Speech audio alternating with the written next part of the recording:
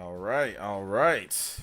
I think we are live. I gotta close this door over here. What's good, everyone? OJ here. Welcome back to the stream. Today we got a great show for you guys, man. I'm very excited to talk about various video game news. Hey, we got some re-ups coming up. Let's go. Glenmore Legister with the 43 months. Thank you so much for the big 43 months, Glenmore Legister. Hey, yo. And Scar Mufasa with the 29 months. Thank you so much, Scar. Appreciate that, brother. Thank you so much for the 29 months. Let's go. Shout outs, guys. Appreciate that. Let's get to the shout outs for people that were here. Starting off with the man, the myth, the legend, the one and only Dior. Says hello, RGT. There you go. Got the RGT reference out of the way. Party Man Cart is here. What's up, Party Man? Shout outs to staying up late with me yesterday too on the stream. So shout outs to everybody that was here late yesterday. Daniel Charney, Uncario, sup 6 people who are here early. Yes, sir. Let go. Be Queen. Hi. What is good? Freddie Mercury. What's up, Freddie Mercury? Long time no see. David B in the house. Lulu dancing. What's up, Lulu? Joseph S in the house. What's up, Joseph? Epic Lobster. What's good? Epic Lobster. Minato Mario. What is good? We're talking about the 8-year Switch anniversary today. There you go. So now that we're going to have more people here, better. Devrom B was good. The cool guy says, we back. Let's go. Yes, sir. Cyber Taurus. What's up, Cyber? Commander DMB. What's good? Welcome. Chalice DJ. J2 Chronicles. Goof and Boots. Kevin. SVXD. Yes, sir. Armchair Gamer. General Zamora. Bad Saint Gina, baby. Let the countdown Nintendo Direct begin. Dasin. What's up, man? Welcome to the stream, guys. Good to see all you guys here.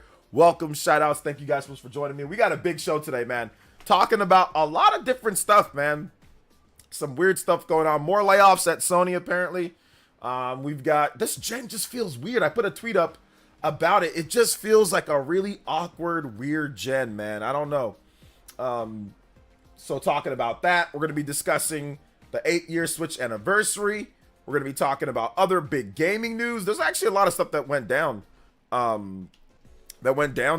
this week, or just like this couple past few days over the weekend. You know, we got some new announcements. Tony Hawk, Pro Skater 3 and 4. Get ready for that. Looks like it's back, bigger, better than ever with the skateboard too. So pretty cool there. So yeah, Adam Carson with the $5 holla. Thank you so much, Mr. Adam Carson with the 5, and he says stopping by for a little bit to say hello. Hope you had a great day. Can you play Spiral? Erbos from Trails of Cold Steel 3. I can, and I had a fantastic day, man. It was so good. Wake up in the morning, see my wife there and everything. She's cooking some food. She made me breakfast. She went and got some stuff. I took care of my boy today. I worked out, man. I think I hit weights for about a good hour and a half or so. And I had a good protein-packed meal afterwards. I made my own grilled chicken, like the chicken that I like. She went and bought this from like Trader Joe's. I made some grilled chicken, some lettuce, or some spinach, and then I made a protein shake, like my own homemade protein smoothies that I make. So protein packed. I'm trying to lean out, man. I gotta get to the summer player essence. You know what I'm saying? We gotta get back to that. We gotta get back to that. So I'm working hard on that. Let's see here. Spiral. I gotta give up the Twix, give up the Snickers, man. I've been having way too many of those, so I'm trying to cut back dramatically on them. So that's what I'm doing. Not buying them no more, at least for now. Let me lean up a little bit. Shout out, thank you so much, Mr. Adam Carson. Thank you for the $5. But yes, I had a great day. Today. It's been a good day, and it's gonna get even better hanging out with you guys as well. So I appreciate that. My boy's been sleeping for a while though, man. He's out. You know, he's been out for a bit, so he's having a good nap. So I like that. Whenever he has a good nap and my wife's happy, I have a good day. That's all I need. And I hang out with you guys. That's like the trifecta Wife's happy, number one. Boys happy, number two. You know what I'm saying? And then I got to hang out with you guys, number three. So those things will always make me happy. If I have those three things, but wife's number one, my boy's number two, and then of course everybody, you guys here, number three. So thank you for the big $5, man. I appreciate it. Let's go. Hey, what's up? Amnesia Pete, welcome. How you doing today? Shout outs. Ollie Heath, what's up, Ollie? Welcome to the stream. Let's go. Thank you for the support. Like always, boys and girls, ladies and gentlemen, let's go. Big love to Cyber Taurus. The Cyber Strike. Says Reese's Peanut Butter Cups for me, gotta slow down. Yeah, I'm telling you, bro, as you get older, when you're young, you can like eat sugar, go run 10 miles, go do whatever, man. I'm telling you, sugar never went to my sides.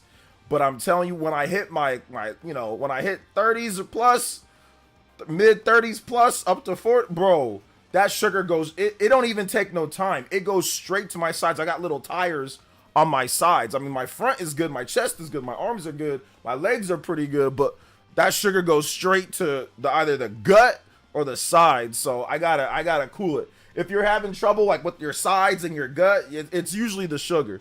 It's usually the sugar in your foods or it's the candy. So yeah, you gotta cut the Reese's Peanut Butter Cups. Oh man, those are good too. You put them in the fridge for a little bit. Oh my goodness. They're just the perfect combination of delicious. So yeah, I had a Reese's last week. My mom bought one. I had to have one, man. It was good.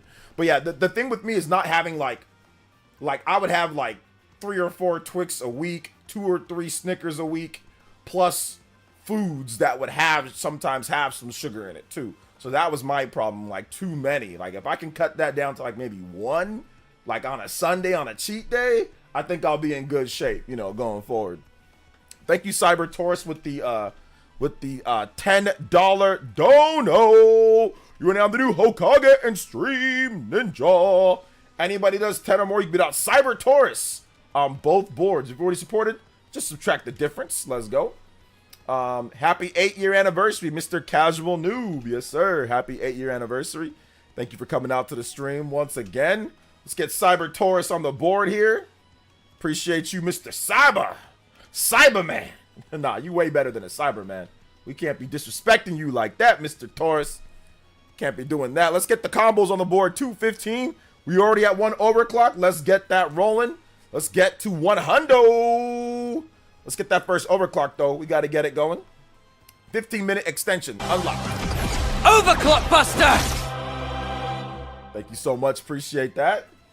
Belated.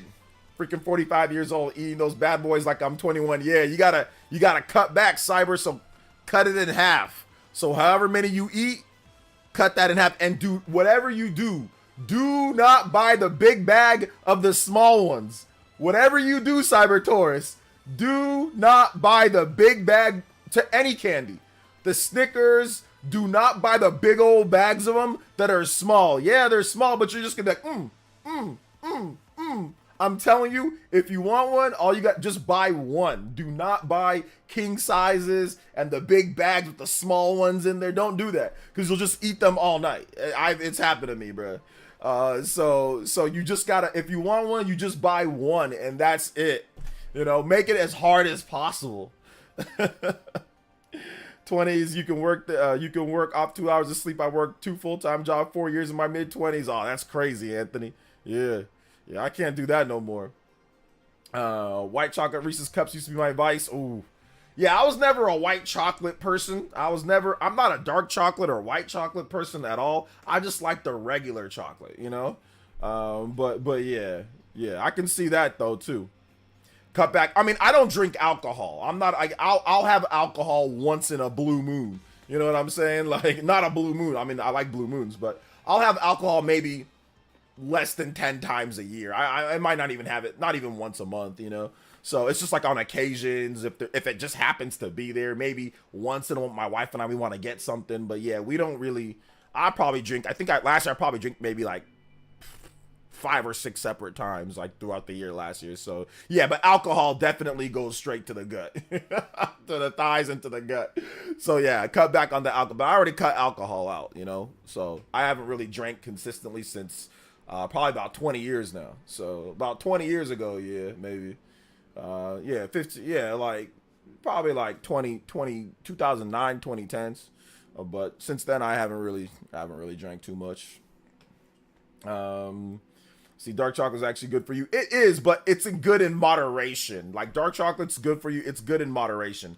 But you can get those same antioxidants from like other places, which I get mine from these really healthy triple medley berry mix that has tons of antioxidants in there. So I get it from that. But yeah, you are right about that, Shaw X. Let's see. Congrats on not drinking for that long. Yeah. Like I used to drink the freaking the 40s from like the MGDs, the 40s from like the liquor store. I used to drink those, man. I used to drink those and get a big old bag of like gummy worms. Super unhealthy. I was in a little bit of I wouldn't say I didn't have depression, but I was in a little bit of like just like a depressed state at the time. I was in college and I was just kind of like, you know, there was nobody there, and I didn't go back home because my mom traveled, and my brothers and sisters didn't go back home either. So I was just in my apartment by myself like for like a month and a half, and all my roommates went back home for Christmas break. So I was just there. So I don't know, man. I didn't know what the hell to do. I didn't know what to do, so I would just drink and sit down and play video games, play Naruto Ultimate Ninja Storm. Not Naruto, no, not Ultimate Ninja Storm. Naruto Gekito Ninja Tyson. I play that one, like the Shippuden one. The Shippuden version on the Wii. I imported it, and I just play that all day. That's what I do. It says beer and gummy worms. Yeah, beer. Well, beer, gummy worms, and pizza. Like, I wouldn't be eating the gummy worms while I ate the beer. I'd be having, like, the pizzas, and then, like, later I would eat the gummy worms. So, yeah. No says Switch 8-year anniversary. Victory. V for victory. 8 years feels pretty crazy. Yeah, I agree. 8 years feels really crazy for the Nintendo Switch. Like, what are you guys' favorite memories of the Switch 1? Let me know. My favorite is playing Breath of the Wild. I know it's the standard derp answer, but Breath of the Wild, playing Breath of the Wild right there at launch, that was incredible. I would say Super Mario Odyssey, that was so much fun. Super Smash Brothers, Astral Chain when we first got that game. Xenoblade Chronicles 2, oh my goodness, that was awesome. When I first played that was a great memory. Probably Fire Emblem 3 Houses, that was so good. There's so many great memories, man. Xeno 3, when Splatoon 2 launched. ARMS, that was dope. There's so many good memories overall, man. The massive Nintendo Directs, Bayonetta, and just all sorts of cool announcements like Super Smash Brothers character reveals. It was great, man. It's so good. Hey, what's up, the Great Wah? Welcome to the stream. What is good? Also, oof, yesterday, streaming, I saw OnePlus 8 Pro screen starting to have a vertical purple line. It's pretty common defect or deterioration of the Samsung OLED screen. Got to get it fixed. Oh, man, sorry to hear about that. Yeah, I haven't got that with mine yet, but yeah, those OLEDs. I have a little bit of burn-in on my OLED, but nothing too crazy. But yeah, I have a little bit of burn-in on my OLED, but it's not that bad. Yeah, it's not too bad. I'm also grabbing the Switch Online. Indeed, loads of backlogs to play. Yeah, I actually spent some time playing the Switch Online yesterday. I was playing some Sega Genesis online. Then I played some other Super Nintendo. I was just testing out a bunch of different stuff just because I wasn't at home. That was pretty cool. It was fun. You know, in short bursts. Let's see. Well, during the time not playing the Switch, at the time, loads of Smash Bros. Stuff before we bought the other copy for the Switch. Nice. My wife was over here the other day telling me that there's no way Switch is 8 years old. Then I showed her my NSO account, 7 years, 11 months, and all she said was, "Damn, now I feel old." I know, seriously. Like going on literally like a decade, bro. Like almost like legit a real decade. It's crazy. It's crazy because yeah, it's wild, man. Wild to, but look, we're on the precipice. If I use that word, yeah, precipice of a new generation, of a new saga, of a new, you know, beginning. So it's exciting, man. It's super exciting. Super exciting. My favorite memory of what Switch is outside of game is watching these meltdowns and goalposts moving for the naysayers. Who would have guessed, Monado? I definitely would have think you probably like that. That's good. Let's see here. Switch Pro. No Switch Pro. No Switch Pro. That's one of the worst sagas. Let's see here. That's one of the worst sagas. Let's see here. What's up, 7th Hokage? Welcome. Yeah, playing Sonic 2. Oh, yeah, Sonic. I didn't play Sonic 2 yesterday, but I thought about playing Sonic 2, but I didn't play Sonic 2. I played a bunch of weird... There's a lot of weird Genesis games on that NSO app, so I was playing some of the weird ones. Hey, Rena, what's up, young ladies? Good to see you. Long time no see. I know you've probably been busy with school and work and all that. Good to see you here, though. Welcome. How are you? We abuser that Wii U. Abuse the Wii U. Abuser of the Wii U. Shout outs, though. Let's see here. Switch getting hacked on release was very memorable, too. Yeah, that was memorable. They gotta make sure that doesn't happen again, man. That's gotta be, like, the #1 concern. Is them testing for hacking. Like, they be making it way too easy. Every gen, all you need is like some bubble gum, a paper clip, and like one YouTube video, and you can hack the Switch. Like, you can hack it and steal and do all this weird stuff, and also legal emulation too. I'm not just it's all that, but like legal stuff as well. But yeah, they gotta lock that down, man. They can't be having that. I really hope Nintendo learned their lesson with that, because it seems like they never do. They might not, bro. But if I find out, if Switch 2 launches and 2 seconds later it's hacked, I swear I'm gonna crash out. I swear I'm gonna crash out. If 2 seconds later it's hacked, I swear I'm gonna crash out, man. Like, there's no way. There ain't no way. Valuable items. Yo, Rena Bog with the 5 gifted members. Hey, yo, thank you so much, Ms. Rena. Thank you for the support. I appreciate that. 25 on the board. Boys and girls, ladies and gentlemen, theys and thems, whatever you identify as. Yo, what's good? Shout outs to Rena. I appreciate you. Thank you so much. You guys give some love to her. And we're at 25 on the board, guys. Those combos are stacking up. Let's get to 30 so we can extend this baby for 30 minutes. 5 more combos. Let's go. Asan or Asin or Asin. Matt F, Ryan M, Zero Nightmare, Little Marshall, all got gifted memberships. Thank you so much, Rena. I appreciate that. You are the top gift ninja. Anybody does 5 or more, you can tie up or pass up Rena on the board. Thank you for the big 5 gifted. Getting us back to 500 members plus. Aries, EMS, and Rena, between all the gifting ninjas out there. Jacob, Dressback, 7th Okage. Yo, I appreciate you guys. Appreciate you guys. Let's go. And of course, all the people that are just straight up elite ninjas as well. Thank you so much.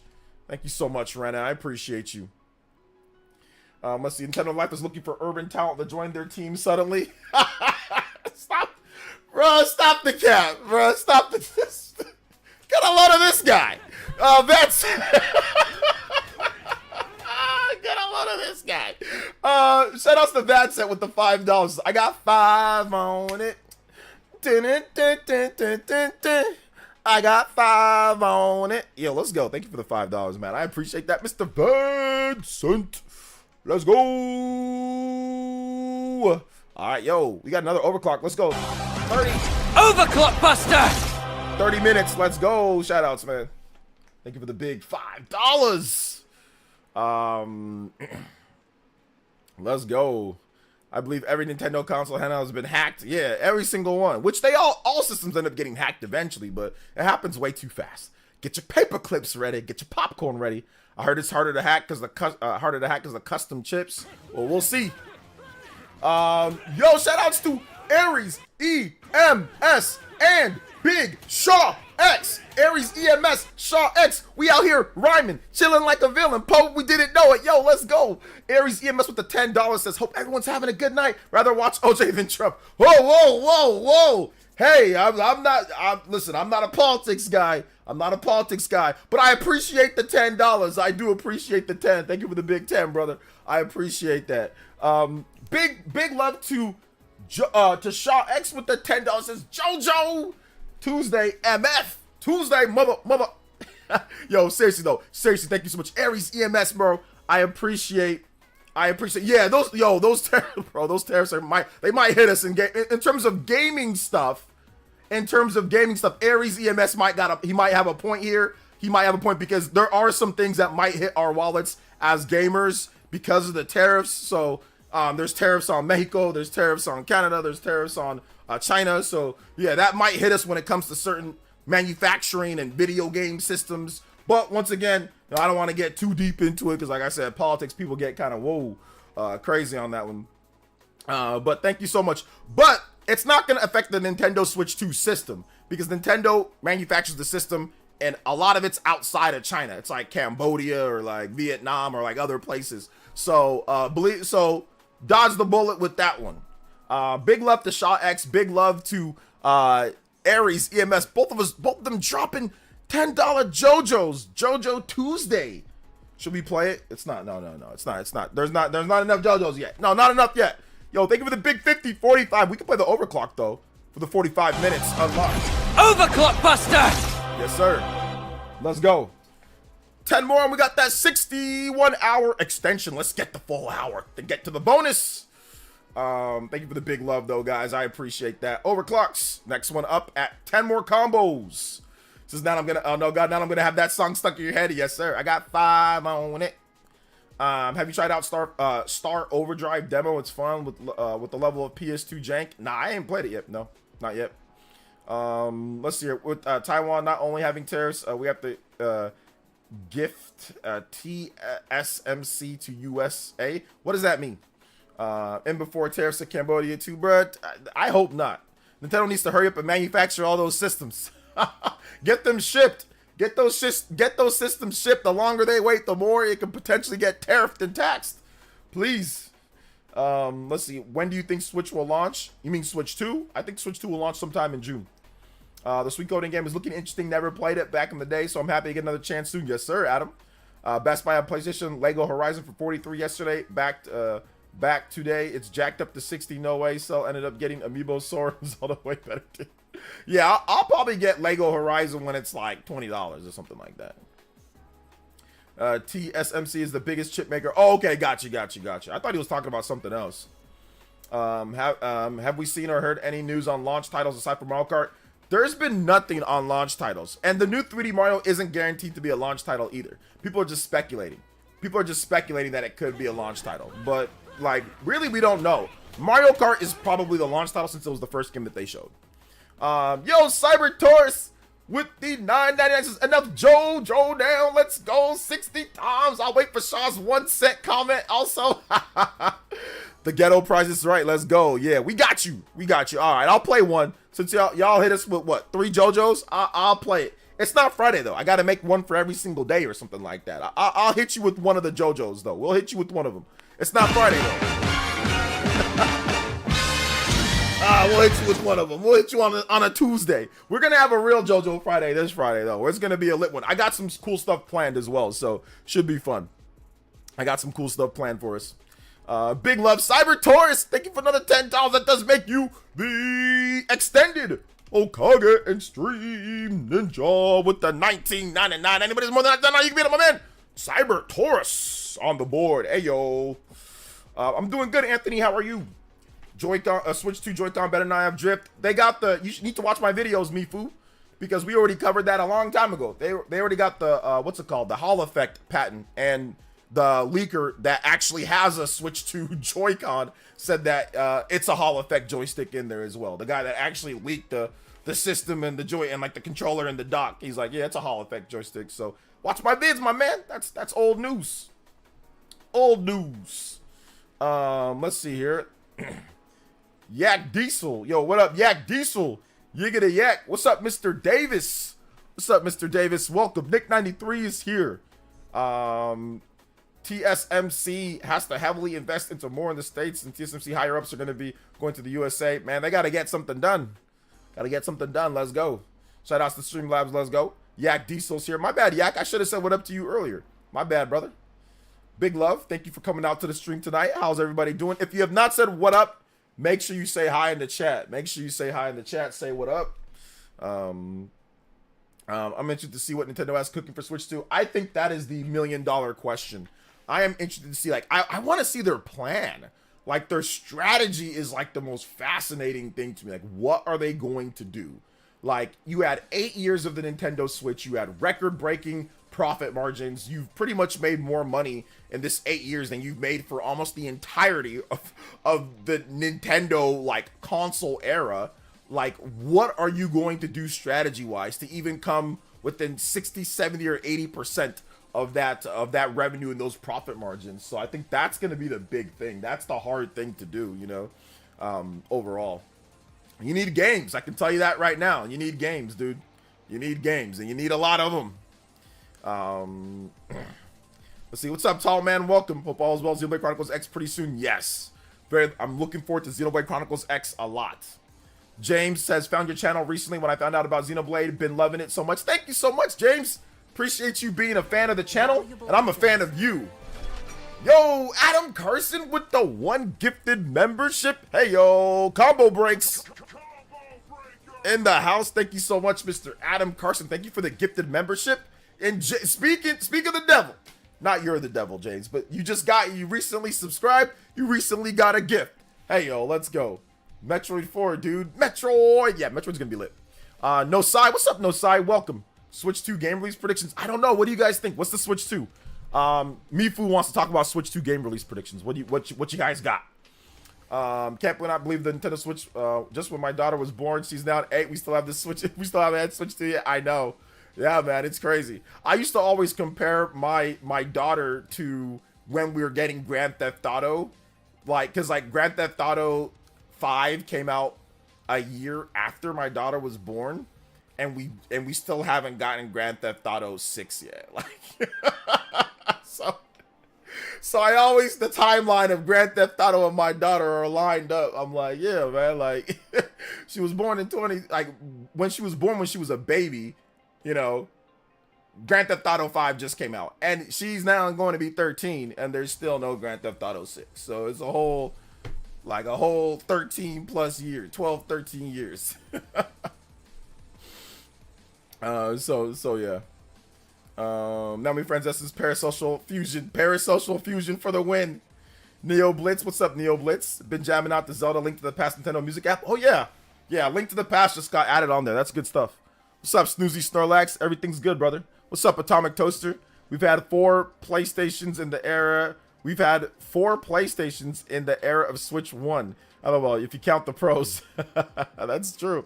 PlayStation 4 Pro. PlayStation 5, I guess, Slim. PlayStation 5 Pro. I guess if you count the digital PlayStation 5, that's 5, right? PS5 or PS4 Pro. PS4 Pro. PS5 digital. PS5 physical. PS5 Slim. And PS5 Pro. So yeah, we've had 5 PlayStations. 5 variations of PlayStation, last gen and current gen. Valuable items. PS4 Slim came out before the PlayStation, or before the Switch, if I'm not correct. Clabby94 with the 1 gifted membership. Thank you so much, Clabby94, with the gifted. Big love to the DK Master. Yo, shout outs, bro. I appreciate you, Clabby. Let's go, man. Thank you for that combo breaking. Let's get to 100. We breaking that combo. Oh, PSVR. But that's not its own system, though. That's an accessory. That's an accessory. So we're not counting PSVR. I guess we're not going to count PS Portal. We're not going to count those. The funny thing is I have all those. I don't have a PS4 Slim. I have a PS4. I have a PS4 Pro. I gave my regular PS4 to my brother, but I have a PS4 Pro. I have a PS5 standard. I have 2 PS5s. Well, my wife. I gave one to my wife. But I have a PS5. But I do not have a PS5 like Slim or a PS5 all digital. I just have one for myself. I just have one PS5 disc base. So yeah. Valuable items. Aries EMS with the 5 gifted memberships. Thank you so much, Aries EMS. Thank you for the 5 gifted memberships. I appreciate that. Let's go. Thank you so much, man. I appreciate that. Let's get it. 5 gifted, tying up Rena Hobog at the top of the channel here. Let's go. This song's really lit, but I think I'm gonna get copyrighted if I play it. This is a great song though. Big love though. Big love to my man, Aries EMS, who's a gifting machine. Thank you so much, man. Appreciate that. I mean, there's 5 more gifting you can type or pass up Aries EMS and Runner on the board. Hey yo. 10 points added on as well. We combo breaking. Almost at the going further beyond. Let's go. Jake W. Pablo. Josie, whoa, with the gift. Yo, Josie, let's go. Pingui, Hobby, and One as well. Shout outs. Appreciate you guys. You can count Portal since it's no longer PS5 to use it. Yeah, but you need the PS Plus. But yeah, I see what you're saying. I see what you're saying. I was still in college when GTA 5 came out. I'm 32 now. That's crazy. Yeah, that's crazy, bro.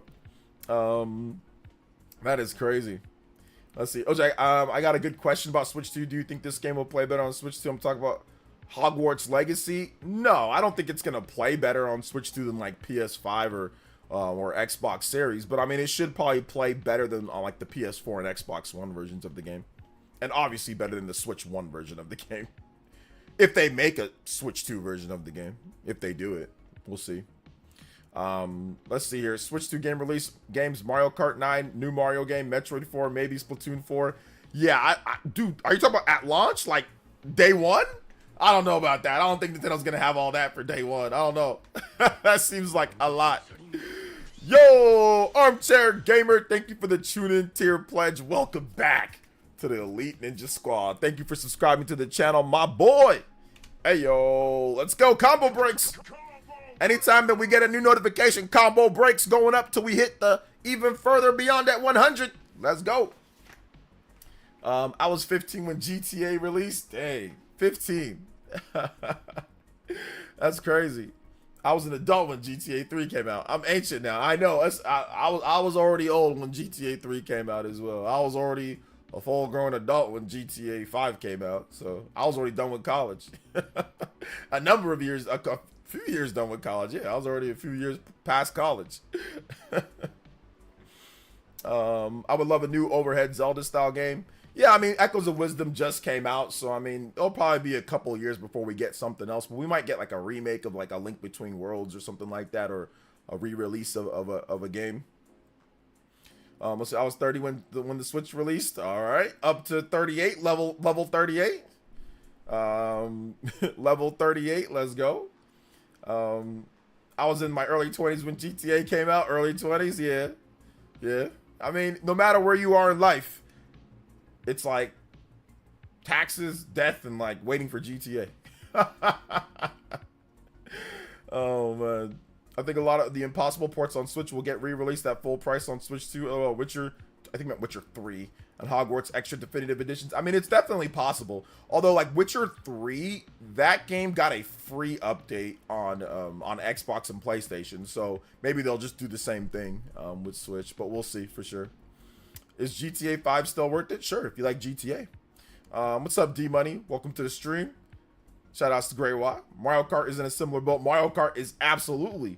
They actually can't. Well, no, they're not really close. Well, they're not really too close. 1 year after. GTA came out in what, 2013? GTA 5, and then Mario Kart came out in 2014. So kinda, yeah. Kinda similar. But we've been waiting for a new Mario Kart for a hot minute, bro. It's been forever. It's been forever for a new Mario Kart. Hey, what's up, Kevin Lewis? Welcome. Look at Nintendo Trends. Prime 4 isn't getting the Switch 2 re-release until 2027 at the earliest. I don't think that there's any Nintendo Trends that says that. There's no Nintendo Trends that says that. And the reason why I say that, Mark, is because when you talk about a new generation, anything that you're trying to say that's trending or not, it gets thrown out the window. It depends on what they want to do. You know what I'm saying? So it's you can't base it off of a trend from like a current gen. Like we have no idea what they're going to do. We have no idea what they're going to do with Metroid Prime 4. They could have a Switch 2 version of the game. They could have it on both Switch 1. It could be cross-gen. Like, we just don't know at this point. So there's not really anything that you can say right now based off of trends, you know?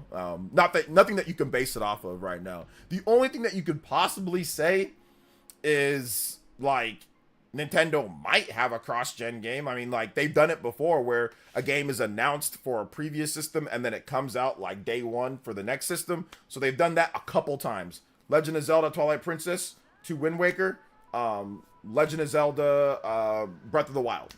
Oh, sorry, not Wind Waker, my bad. Legend of Twilight Princess, GameCube and Wii, and then Breath of the Wild, Wii U and Switch. Outside of that, like, Nintendo doesn't do cross-gen a ton, but we've seen them over the years. If a game is taking forever to come out and it launches in the generation of a new system, they'll usually have they'll have it cross-gen.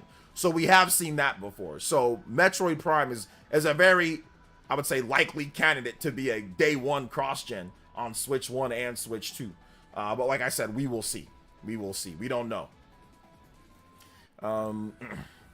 See, this will be the Switch 2 Direct new 3D Mario, Zelda Wind Waker HD, Mario Kart 9, multiple big third-party announcements, and finally an Ocarina of Time full remake.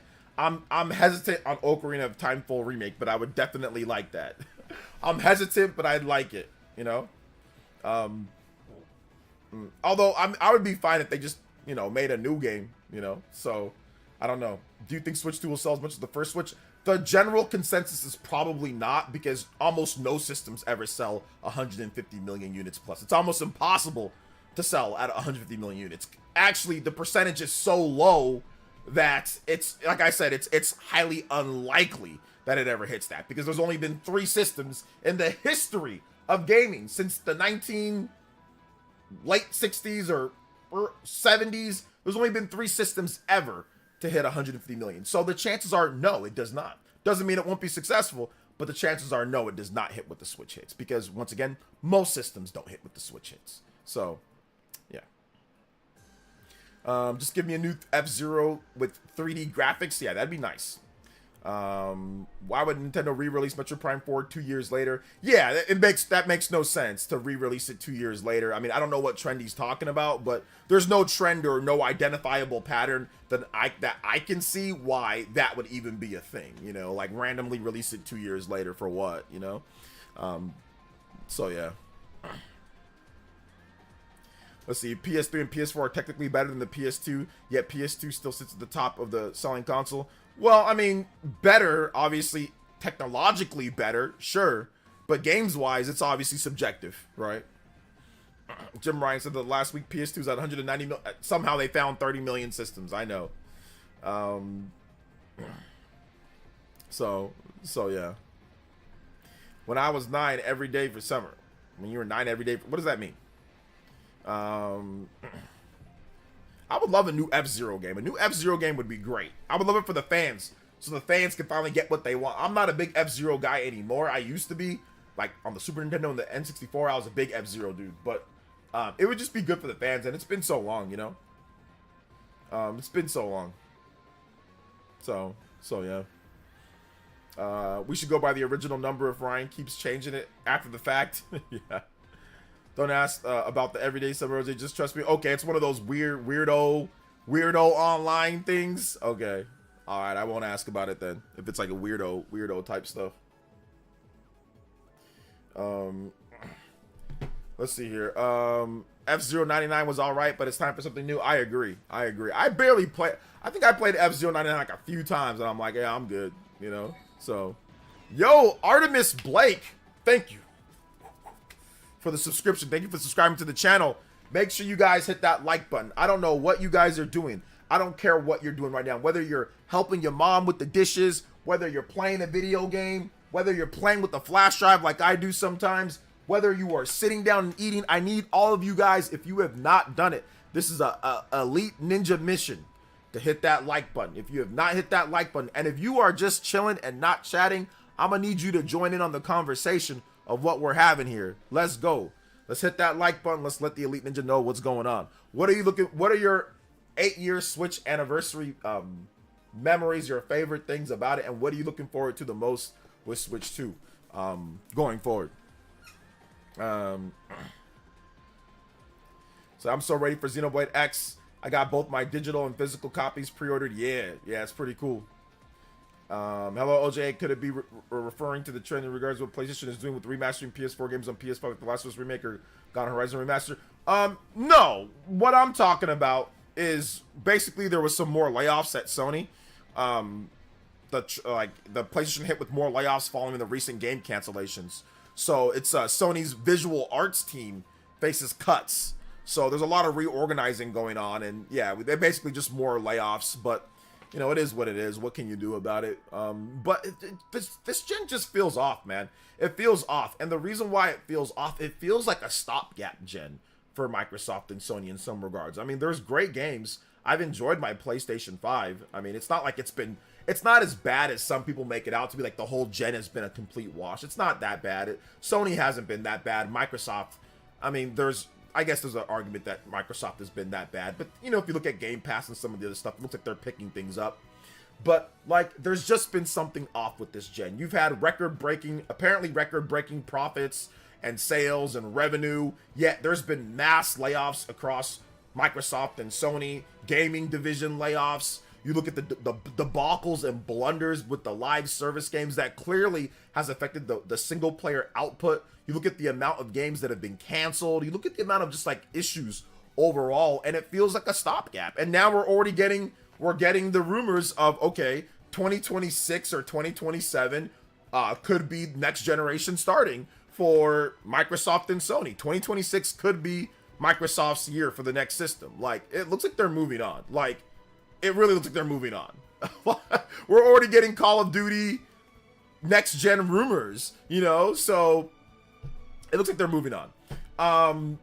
So there's that as well. It just seems like it was a stopgap. Like if a new gen came out next year and Sony was the following year, we would all say, oh my gosh, that gen just went right by. And it wasn't like it was, oh my gosh, banger, banger, banger, banger, banger, banger, banger, like back to back to back to back to back to back.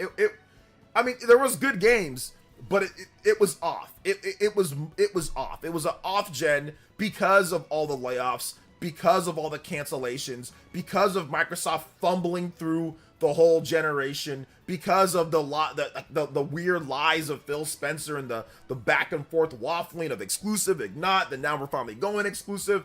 It's just a weird gen, man. It really is. And like I said, if it was all over next year and the year after, we'd all be like, that was it? Like, that's the gen?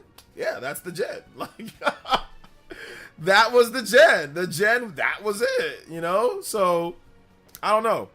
It's weird. It's weird. Honestly,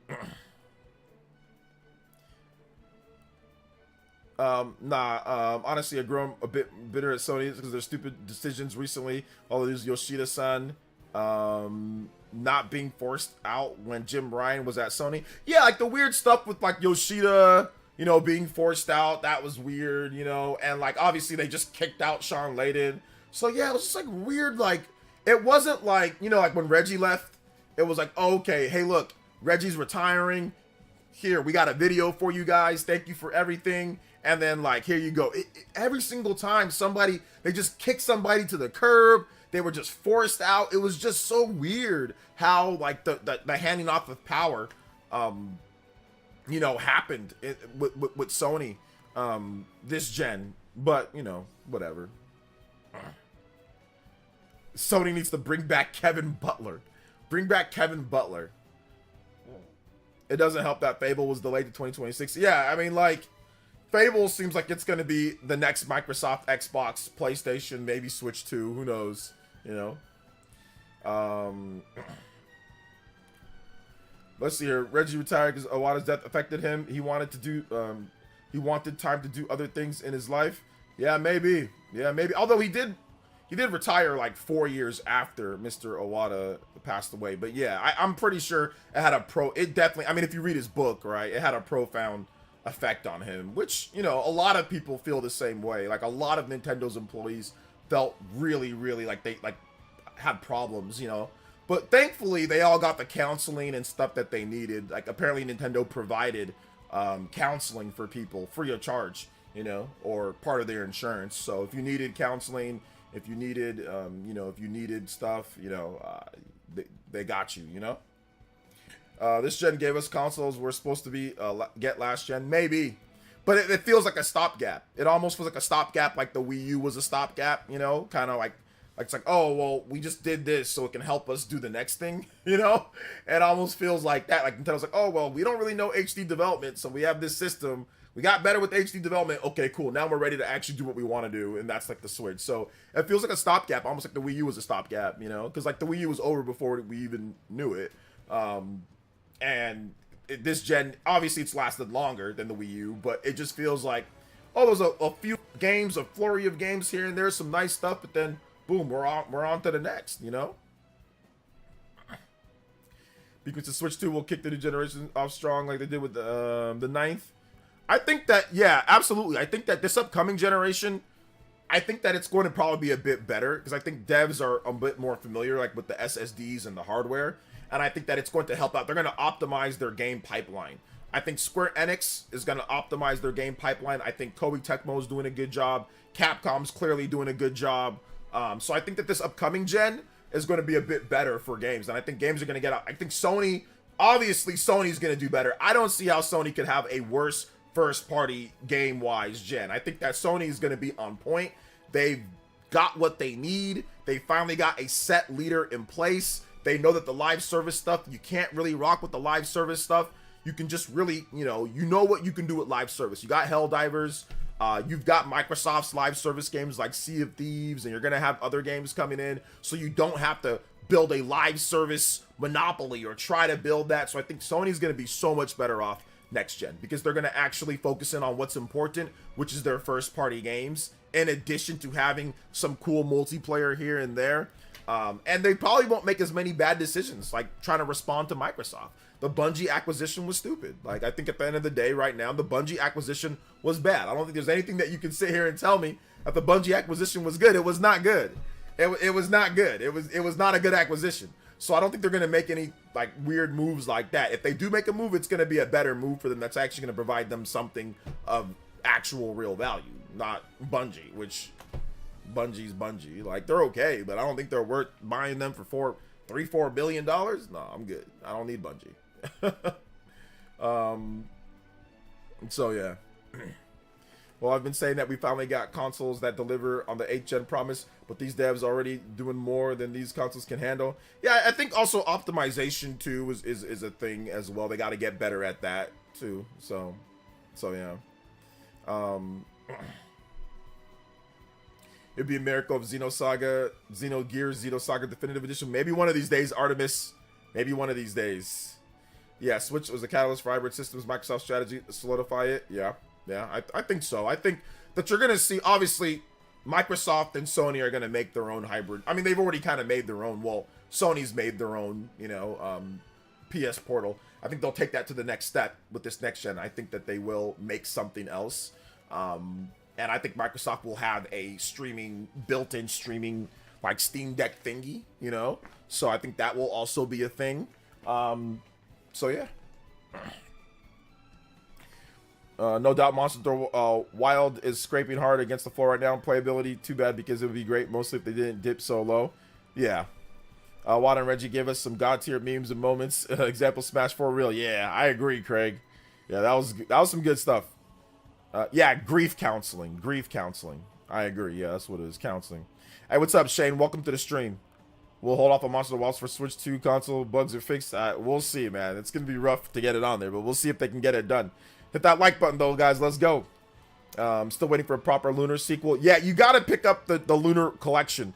If you want any chance of a Lunar sequel, and I hate to say that because it's like, why should we have to buy the remaster to get a new game? But in games like this, like Lunar, you got to pick up the remastered collection to even have a shot at getting a new game. So, yeah, pick that one up if you're looking forward to a new Lunar game.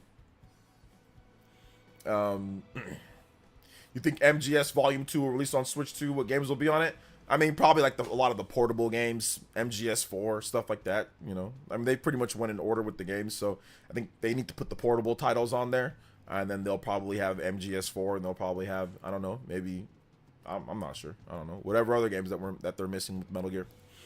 Let's see here. Do you believe the rumors of potential Breath of the Wild Definitive Edition? I mean, I don't know if I believe them. I mean, it's possible, though. Yeah, sure. I mean, Yeah, it's possible. It's just one of those things to where I just think it's like it's possible. Yeah, sure, it could happen. You know. I mean, it was a demo. They said that that Nintendo showed them a demo, so they essentially just took like Breath of the Wild and said, "Hey, look, this is how much more powerful our system is from our previous one. We can take Breath of the Wild that ran at 900p, 30 frames per second with dips, and now we can run it at 4K DLSS 60 frames per second." So I think they're just showing the increase in power. I don't know if it's gonna actually be a game, but yeah, if the Switch 2 can run Breath of the Wild at 4K 60 or DLSS 4K 60, that's definitely a good thing. It's not a bad thing at all, because Breath of the Wild is a somewhat demanding game, right? There's some frame rate dips here and there, and Tears of the Kingdom is even a bit more demanding. So if they can run Breath of the Wild and Tears of the Kingdom at DLSS 4K 60 frames, that's definitely a good thing for the system. That gives them a lot more horsepower to work with. So yeah. You think Nintendo disrupted the industry with the Switch? Yeah, look at all the different handheld systems that we've been getting and hybrid-like type of things. Look at the PS Portal. Look at the Microsoft saying that they're going to release their own handheld. I mean, yeah. I mean, eventually everything's going to be a handheld. Eventually everything's going to be a handheld. But I mean, like, for the time being, yeah, absolutely. Well, everything's going to be a hybrid. It's like everything's going to be like, oh, it comes in two parts. Like in the future, I could absolutely see Sony saying, here is the unit where you take on the go, and then you plug it into like a dock or a base unit, or you take the same games and they transfer over to like the home unit, and it's like instantaneous, or it adds power to it. Like they're all going to make some form of hybrid in the future, because it's just like cell phones. Like I said before, it's like, why have a home phone when you can have a cell phone? We just needed to wait for cell phones to get way better than home phones, right? And that's what we did. And now a lot of people don't even have home phones anymore. I mean, you can still buy them if you want, but most people have cell phones.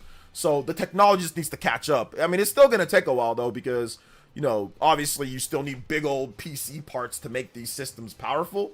But we need to get better energy efficiency. Once energy efficiency within the watts, where you can have more power, like a lot more power with way less wattage so things don't overheat, that's when consoles will be phased out. When you can get like a ton of power in a small little chip and the wattage isn't super high, But the technology's still evolving there, so we got to probably wait like another 20 years.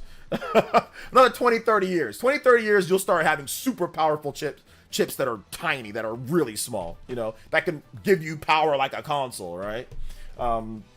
Shout outs to Potter 87 with the $4.99.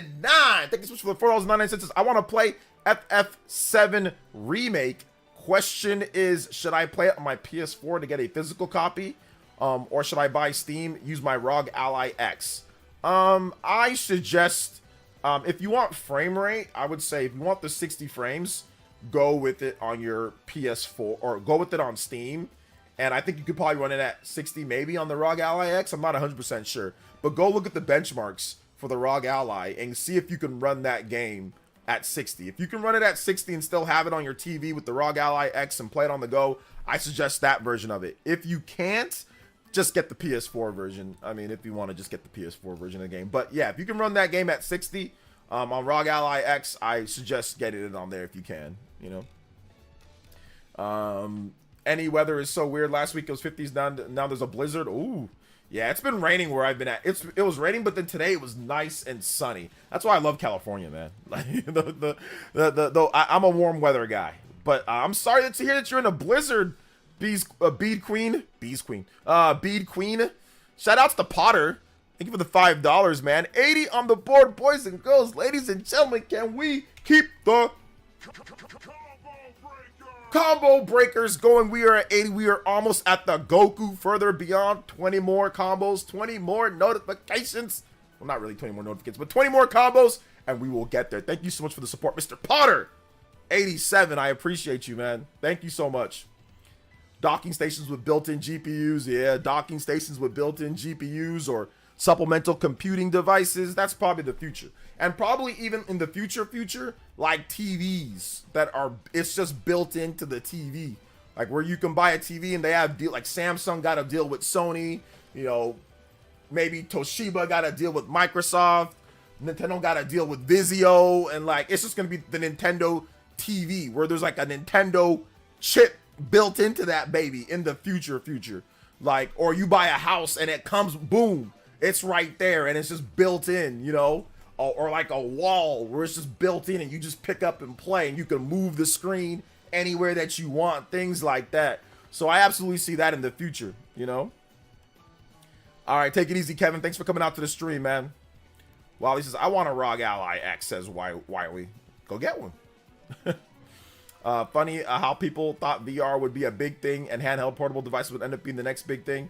I don't know of anybody who actually like legitimately that wasn't like didn't hit themselves over the head with a mallet that thought that VR was gonna be a big thing. Like there ain't no sound normal thinking person who thought that wearing big old stupid goggles on your face was gonna be a big thing. Because guess what? People didn't even want to wear thin little glasses like this to watch 3D TVs.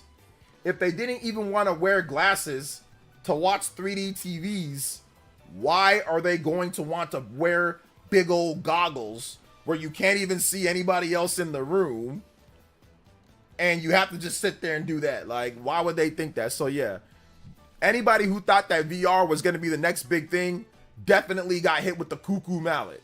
There ain't no way, or they were financially involved, like they were an investor or things like that. But there ain't no sane person that thought that, you know? So yeah. LG just got a deal for Game Pass. There you go. That's the future right there, man. That's the future. When it comes to Switch 2 Online, I hope that they add more consoles and allow us to chat with messages and friends. I really want Virtual Console back as well. Yeah, you might not get all that. No, you'll probably get some of that, but I don't know about Virtual Console. You know what I suggest, Craig? I suggest becoming a member here on Player Essence, joining up in our Discord, getting to our friends here, and you'll have access to messages, way better invites, way better system than a console will ever provide. That's what I suggest. I suggest doing that. Become a member here and get involved with our Discord and our gamers. Let's go. Ad hoc, baby. OJ, tell us why PlayStation is the best entertainment entity ever and how every console makes everyone else looks like Fisher Price. I can tell you why. Because Sony created the modern console market right now. That's why. The semi-modern console market. If you're a big third-party guy, they rewrote the rules for it. So that's why everything else looks like a Fisher Price tablet. Sony smart TVs with PS Cloud gaming. Yep. Bring back mini consoles. Should we? Maybe. I guess I'm not a big mini console fan, but I can see why people like them. I do have the NES Mini and the Super Nintendo Mini. I do have both of those. I do.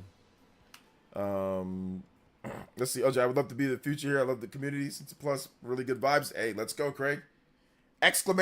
Member. Anybody that wants to join up with their community. It is a private Discord because we don't want psychos in there. But it's only $1 to join up. So if you want to become a member, ! Member, join up. Hit up the Discord, the community. It's a lot of fun. And I'm going to be on there a lot more with Switch 2. I know I haven't been on there in like forever. But that's because your boy's been working hard. And I'm getting ready for Switch 2. So, true. VR was always a novelty. Plus, it's hard to demonstrate. Yeah. Hey, what's up, Mr. Pereira? Best Switch memory, playing Breath of the Wild and Odyssey back and forth for like 3 months straight when I got my Switch goated. Yeah, that's pretty cool. Pretty cool. What's up, Ajoxis? Welcome.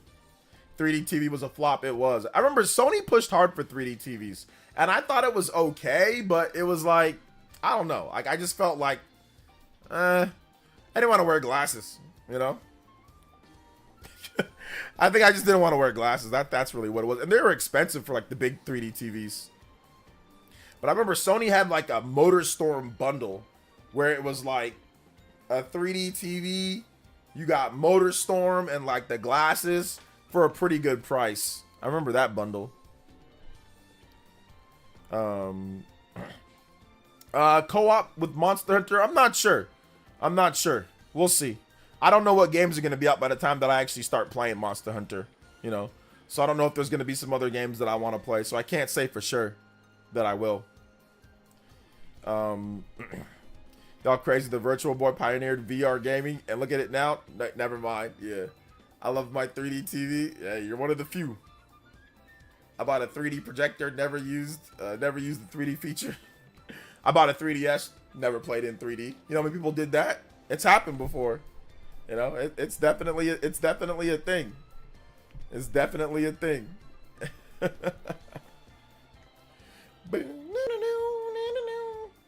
Xenoblade X streams. I'll probably do Xenoblade X, but I'm not like, it'll probably be after I beat the game. Then we'll do like co-op stuff, like once we're like powerful.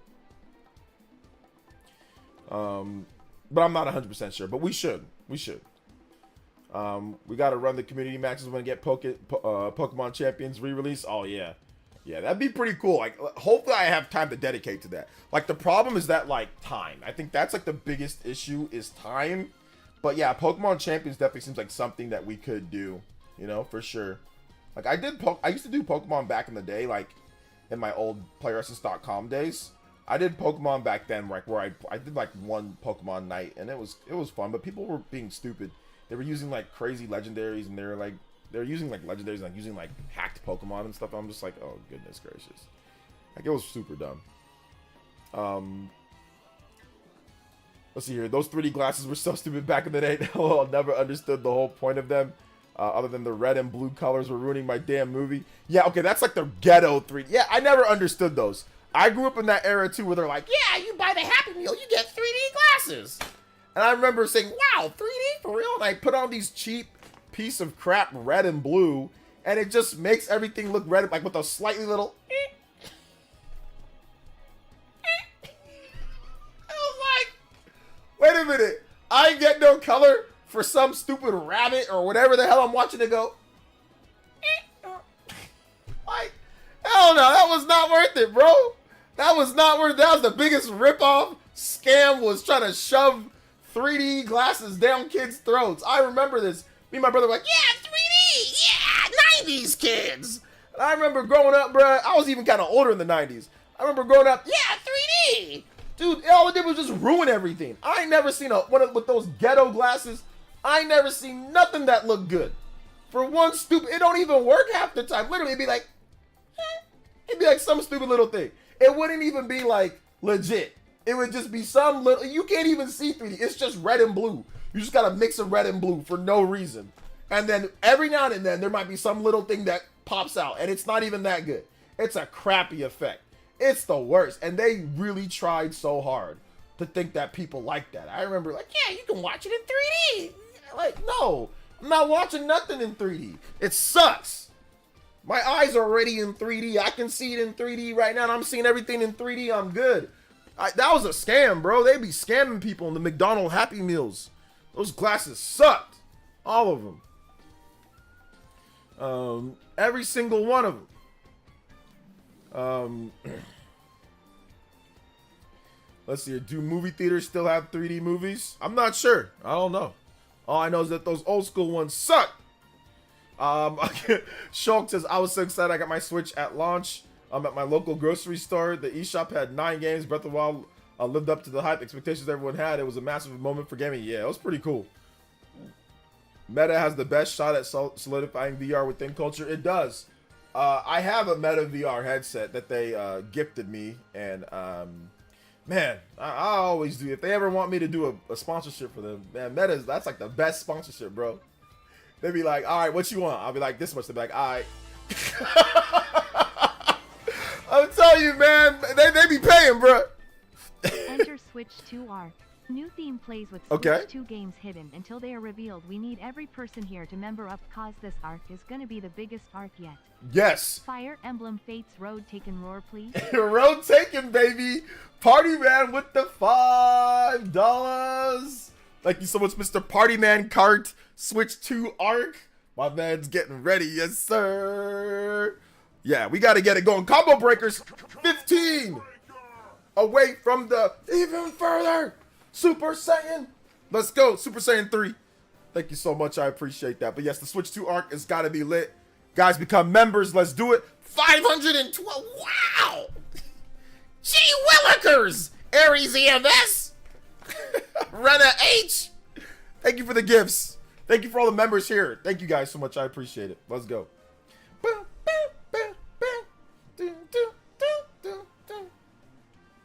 Where all my leak is at. Where all my leak is at. throw your hands in the side and wave them side to side. Where all my leakers at? Hey, yo, where all my leakers at? Where all my Nate the Hates at? Where all my PH Brazils? Wait a minute. He's a fraud, right? No. PH Brazil said he did the Toby. He went.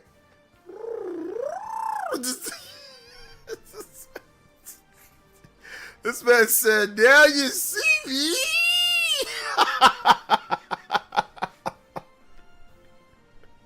This man went. This man straight up went.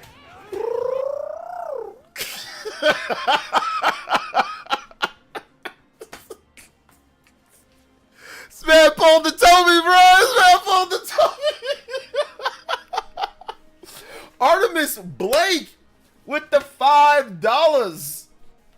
And he says, Xenoblade Chronicles X question. Do you think ghosts are in some way related to the Samar Federation? Ooh, it's definitely possible. We're going to have to see maybe if they add any more context to that with the updated release. But it's definitely possible. Not 100% sure, though. Not 100% sure. Artemis, shout outs, man. I know you're excited for Xenoblade Chronicles X Definitive Edition, as am I. Ooh, I think my eyes are kind of burning a little bit. Hold up. Give me 1 second, guys. Let me open my window. If you hear some like cars going around or whatever, it's just my window. It's whatever.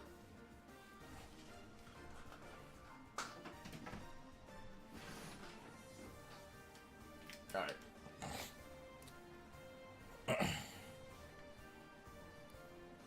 Shout outs to Artemis. Appreciate that. What do you guys think about Artemis's question?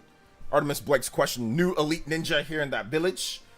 They do those 3D movies. Overrated, says Kenyatta. They really were. 40? I don't know about 40.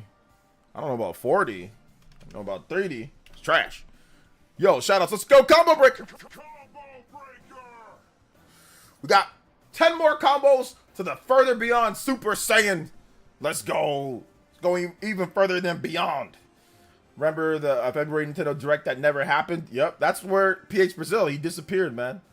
Did anybody find out what PH Brazil is doing? I need to know where he's at. Where, when, how, why. I need to know. What is he up to? What is he up to?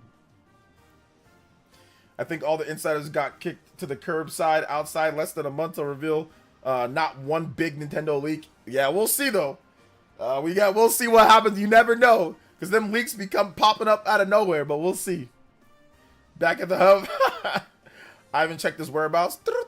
Gotta check his whereabouts. Like we gotta get him like on the radio the radio dial or whatever, like the frequency, like Snake, like Metal Gear, like PH Brazil. Where are you? Oh man. Yo, what's up, MGD?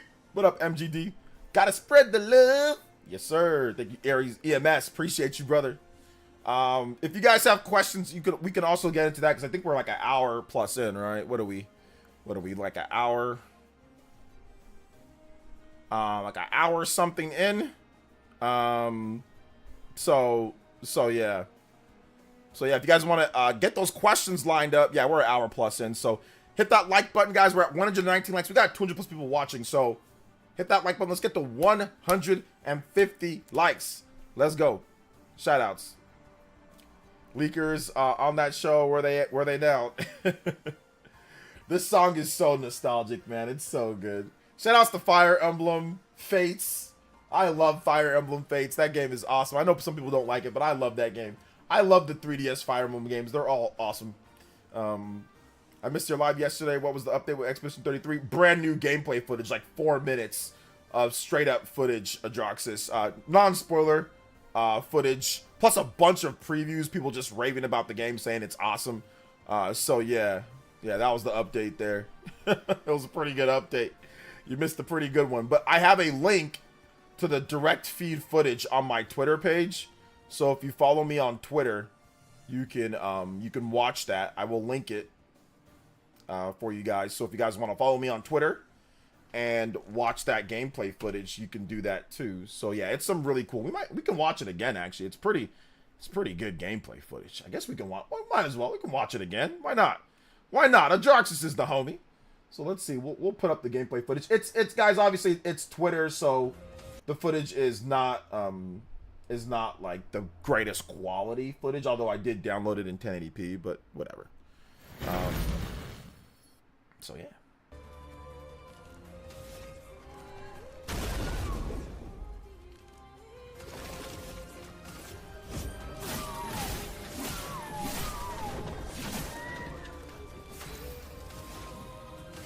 Take it easy, Shulk. Thanks for coming out to the stream, man. Oh, take it easy, Minato Mario. Thanks for coming out to the stream. Xenosphere. Ooh. Sounds good.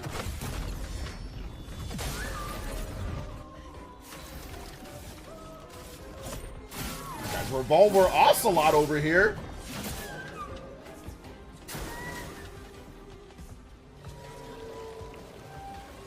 You can parry pretty much everything.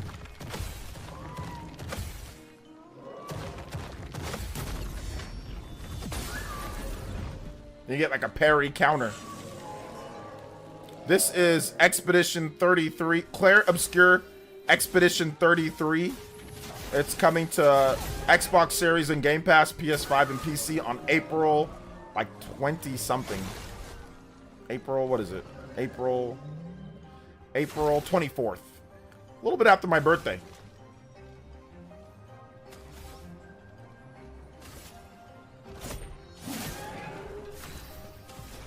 They fight like weird, like tower-looking amalgamations.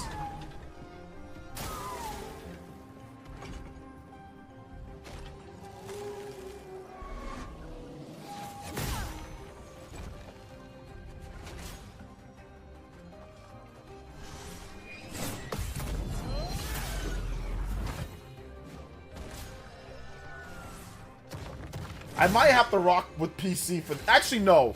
I'm gonna go with PS5 for this game. But depending on like if the PS5 Pro is like way better for this game, then I might have to rock with the PS5 Pro with this game. I might have to. If it makes it way better. What's up, David? What's up, Arkham's Grim? So many games this month, but Xenoblade X Xenoblade X is my priority. That's why I'm not really playing anything else. Xenoblade's my priority till this game comes out.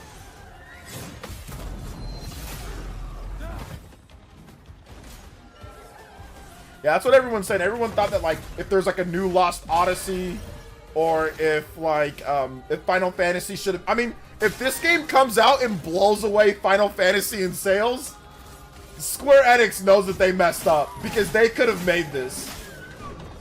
They absolutely could have made this. So if this game comes out and blows it away, like, yeah, that's not good.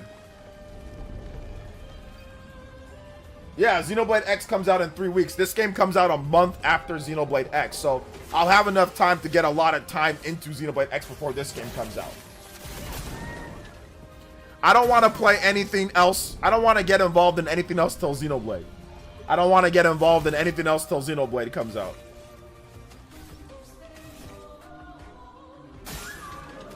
Got some free aiming in there. This dev team is indie? Yes, it's an independent dev team, yes. But it's not an indie game, if that makes sense. They've got a lot of funding and backing. They've got a publisher. They've got a Game Pass deal. Like, I think they got some money from the government. Like, it's an indie team, but it's not really it's not an indie game, you know?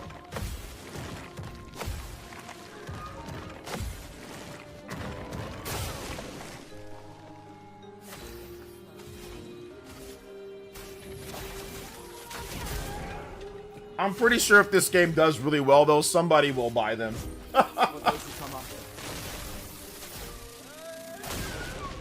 Yeah, former Ubisoft devs, I think former CD Projekt Red, former, like, AAA developers from, like, various different studios.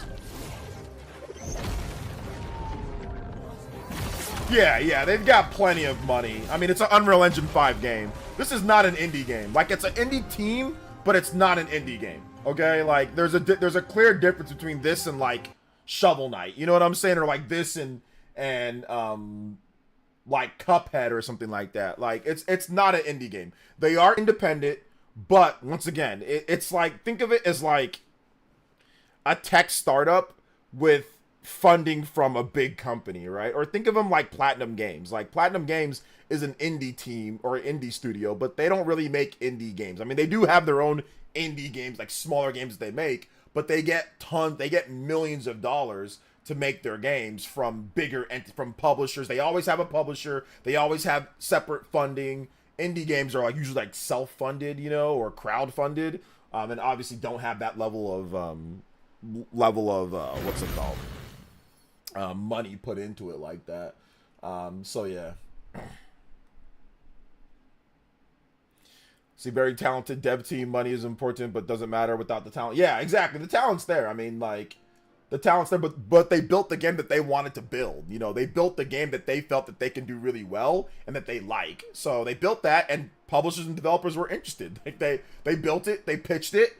People said it's good. Microsoft saw it, like, we want to Game Pass that game. You know, they took the deal because nobody's probably going to buy the game on Xbox that much anyway. So, and clearly it's going to do well on PS5. I think this game's going to sell great on Steam and PS5. So they're going to make plenty of money.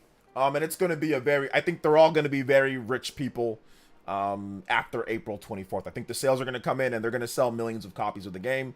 And it's going to do really well. So yeah. Yeah, they have dual text. They have dual text and potentially even triple text or more. There's some more previews coming up, but yes, they do have like Chrono Trigger style dual text and things. Hey, what's up, JCat? Welcome to the stream.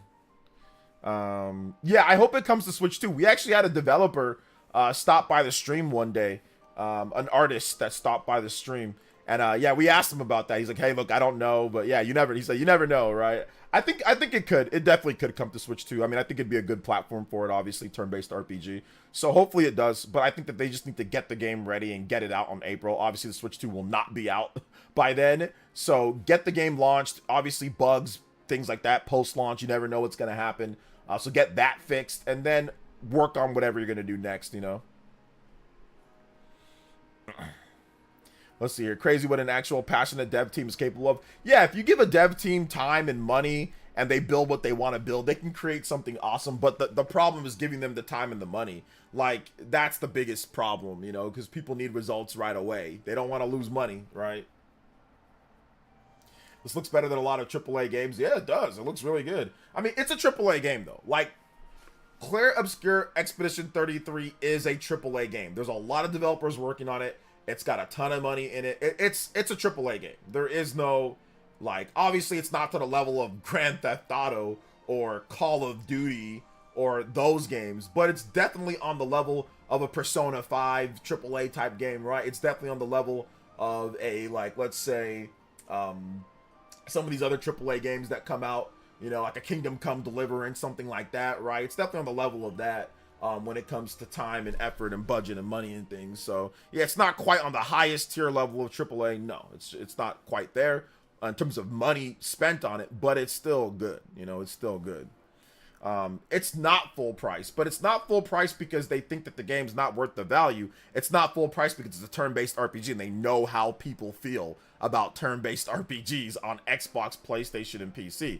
They're just, or more like Xbox and PlayStation. That's the reason why it's not full price, because they're like, hey, look, we want people to play the game. It's a turn-based RPG. We kind of know what people think about them, so they want to price it a bit lower so it can entice people to buy it. So they think that, hey, at $50, it becomes a somewhat impulse buy if you're even remotely interested in the game, you know? And April's a pretty good launch date.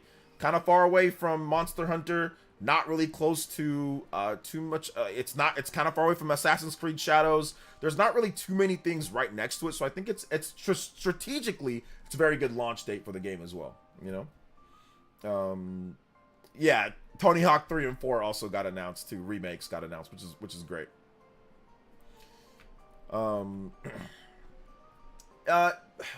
Metaphor probably has a bit more people working on it, and it's a little bit different than that, because, like, Metaphor, it's way longer, so I'm pretty sure they spent way more money. Metaphor was probably more expensive. I know it doesn't look it in terms of the graphics, but the amount of development time that Metaphor took, it's definitely more expensive than what they spent on that game. That's a 30-hour game with 60 hours. With 60 hours total. Like if you do all the side quests, like Metaphor, if you do all this, that's like 100-something hour game. So I think Metaphor is definitely probably a few steps above it in terms of just price, how much they spent on it, making the game. But yeah.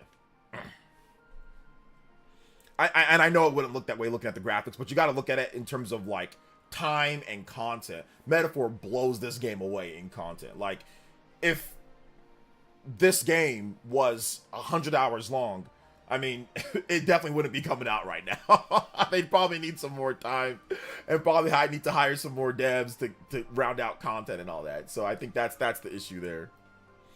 So yeah. Should I stick to playing games third party on Switch OLED instead of the Steam Deck OLED? I feel like not having to deal with launches is such a blessing with Switch. What do you do? I don't really play my Steam Deck, but it's really going to be based on how you like to play your game. Steam Deck is a lot more powerful than the Switch, so if you want the better frame rates and all that, then the Steam Deck is probably the better place to play the games. If you don't mind that, or if you're willing to deal with some of the longer loading times and frame rate issues that some of those games might have, then Switch is a lot simpler to deal with at times, you know? Faster to boot up, simpler to deal with. So just keep that in mind.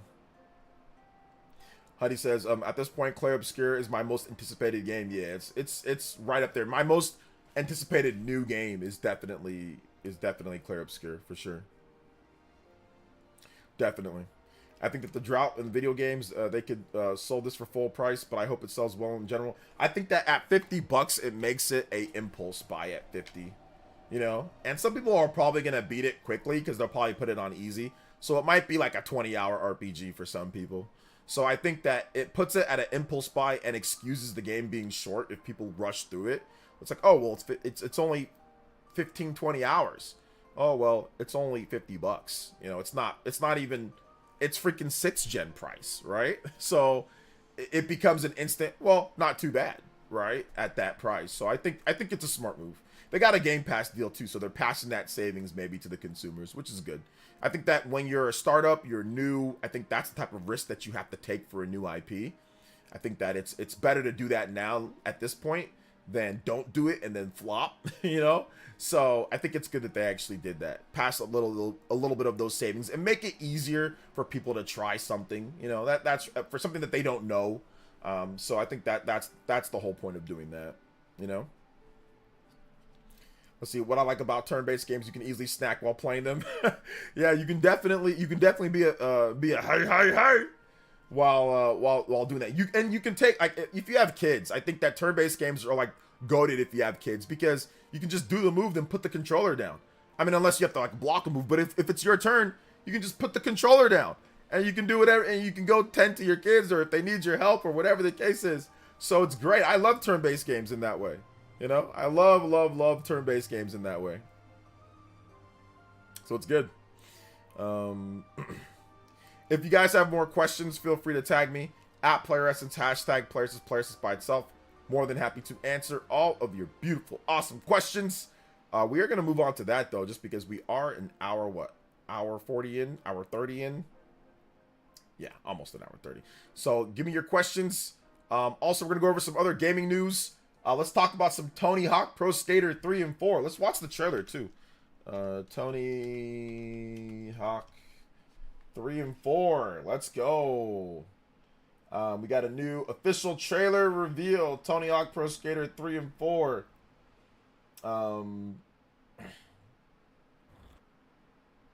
Actually, I'm not going to play the trailer because Motorhead is playing, and that's Ace of Spades. But I'm gonna play the trailer, but I'm not gonna play the music. I'm just going to have the trailer playing, but no music, because Ace of Spades is copyrighted. Can't double up or lose the dominant dues. That's where I like it, baby. I'm not gonna live forever. The Ace of Spades. The Ace of Spades. Anyway, here's the trailer. Definitely copping that. Yeah, I actually already pre-ordered the special edition, the skateboard one. I have the other one. I have the one on the Xbox One, the skateboard edition. I have that one. I still have it. OJ beats RGT in singing. Yo, let's go. Let's go. Yeah, it looks really good. Obviously, it's pretty much completely remade. They give us a good look at that, like how they show us the graphics, how it's been evolved and updated. Let's see, is the collector's edition only for the Switch? No, I bought the PS5 collector's edition.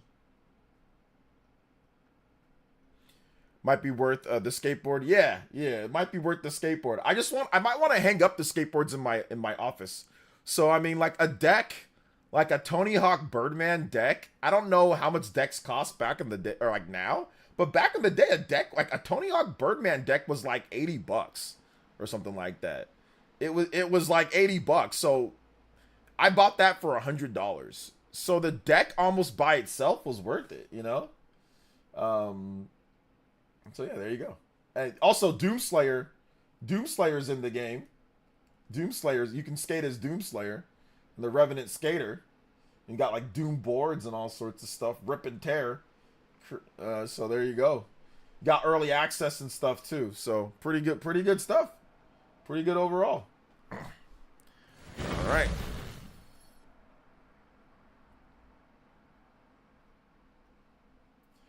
Pretty good stuff overall.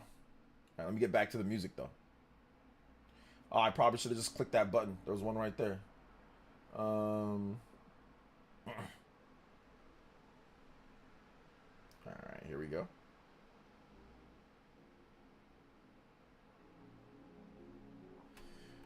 Remember CCS skateboarding catalogs? Yeah, I do. How much is it? It's $130 for the special edition with the skateboard. Yo, Jack Goodwill. Thank you for Jack Goodwill. Thank you for the subscription, man. I appreciate it. Thank you for subscribing to the channel. That was 8 minutes ago, but thank you for the subscription. Let's go. And remember Dave Mirra and BMX on the GameCube? I would remaster it as well. Yeah, I remember the Dave Mirra, the BMX games. Those were fun. I used to play those back in the day. Those were definitely fun.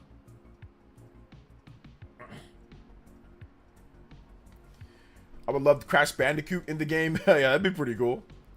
Like a Donkey says, hope they fix online for this version of THPS. What was wrong with the online before? I played it online like once or twice, and it seemed fine to me. Party Man says, I haven't played skating game in many years. Check out, Party Man. Check out Tony Hawk Pro Skater 1 and 2. Like, check out that game and see what you think about that. If you ever get the opportunity, like a friend has it or something, ask them. Like, yo, man, you got Tony Hawk Pro Skater 1 and 2? If you ever get a chance, play the game and see what you think. It's not like simulation. It's not like a sports game like Madden or anything. It's like arcade. It's more of like an arcade, you know, unrealistic version of skateboarding. It's not realistic. It's like there's some realistic things, but the game is not realistic at all, you know. Let's see, AOJ, what was your first console out of the PS2, Xbox, and GameCube? I got the GameCube first, the PS2 second, and then the Xbox third. I played Underground 2 on the GameCube a ton, and Tony Hawk 1 on PS1. Yeah, I played Underground on the... Gosh, I know I played Underground, but I don't remember what system I played it on. I think I played it on the GameCube. I might have played it on the PS2, though, but I don't remember 100%. I think it was on the PS2. But yeah, I played a lot of... My favorite was Tony Hawk Pro Skater 2 on the PS1. I played that game so much. The online was unfunctional on almost every platform for almost a year. That is basically dead on each platform, just not console. It has its own matchmaking, so the player base was split up. Oh, okay, yeah. I only played a couple times, and there was people on there when I played. So, yeah, I'm not really playing Tony Hawk for online. But, yeah, it's there if you want it. Hopefully, it works better. So when I was a kid, I think I played one of these games, but I can't remember if I left me which. Oh, man. Yeah, maybe. I hope this means Underground 1 and 2 American Wasteland Collection. Grew up with those in Pro Skater 4. Well, Tony Hawk Pro Skater 4 is on this one, so you get 3 and 4 on this one, Elvis. It's not just 3. In terms of Underground, yeah, they'll probably split those up. I don't think they're going to do Underground 1 and 2 and American Wasteland. I don't think they're going to do all of those. I mean, they'll probably just do Underground next. I think Underground will probably come next. But I think this game's going to do well. I think they're just going to keep on remastering them and just split them up, you know? Because they actually got to do quite a bit of work, especially Underground. Underground's pretty beefy. So I think that they'll probably do Underground next. What's up, Johnny? Welcome to the stream, man. Shout outs. Welcome, welcome, welcome.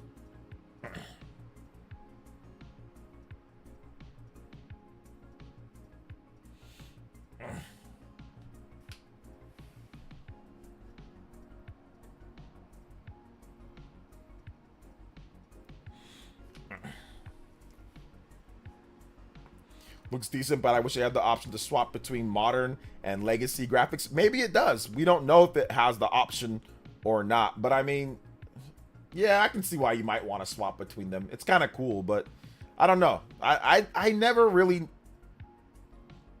wanted to swap between the legacy graphics, because why swap to the legacy graphics? Why? I get it. It's like cool to see, but like, why? You know? Like, just play the legacy game if you want to play the legacy graphics, you know? So I've never understood, like, I know it's cool to have that there just to see the differences, but I don't know. It doesn't make sense to me. Well, it makes sense, but if it's something that you can put into the game, then do it. But if it's something that's going to take too much time or be an issue, then don't worry about it, you know? But yeah. But we don't know if you can or not. But I don't think you were able to in the first game, so it might not be with this one either. I definitely take legacy graphics. Just remaster remake is boring. You think the legacy graphics remaster remake is boring? What? Did you play Tony Hawk Pro Skater 1 and 2? That remaster was really good. That was really, really, really good. It was a good remaster of the game. I don't know, man. Like, I think that if you keep the nucleus intact, the physics and what makes the game, like the movement and all that, having new graphics is cool. I like that. Like, I don't understand that. I want to make it, modernize it, make it look a bit better, but still make the physics and all that be the same, you know? And I think that that's cool for the fans. And if you want to play Tony Hawk Pro Skater 3 and 4, I mean, like, it's available. Like, obviously, you can, you know, emulation's there. Yeah, I don't think it's available on console, like modern consoles. But, I mean, you know, there's ways to play it, right? There's ways to play it. But, like, I think that, like, when you remaster something like this, like, you want to keep it authentic to the release, but then just modernize the graphics. And the graphics aren't even, like, crazy good. They're still, like, stylistic and kind of, like, cartoonized. Like, they're not, like, completely realistic graphics. So I think it vibes with how you saw the game back then. Like, when you played Tony Hawk back then, the graphics were great, right? But they were still kind of, like, not, like, crazy the best graphics on any system, but they were still good. And that's kind of how I see these remasters. The graphics, and even, like, if you look at, like, the art, like, the promotional art, it's not realistic. It's kind of, like, stylized. So that's how the graphics are in the game. Like, if you haven't played it, it's not a realistic looking game. It's not a realistic looking game. It just it uses modern lighting and graphical techniques, but it's not like, oh, this is the most realistic looking game with the most accurate, you know, ground textures and all that. You know, it looks like how you thought it looked back then, if that makes any sense. It looks like that. Like, when you played the games back then, you're like, oh yeah, this is the modern game with the graphics for the system that it's on. Not the greatest thing in the world, but not bad, you know? And that's how these ones look, you know, from what I've seen and from what I've played on the 1 and 2, you know?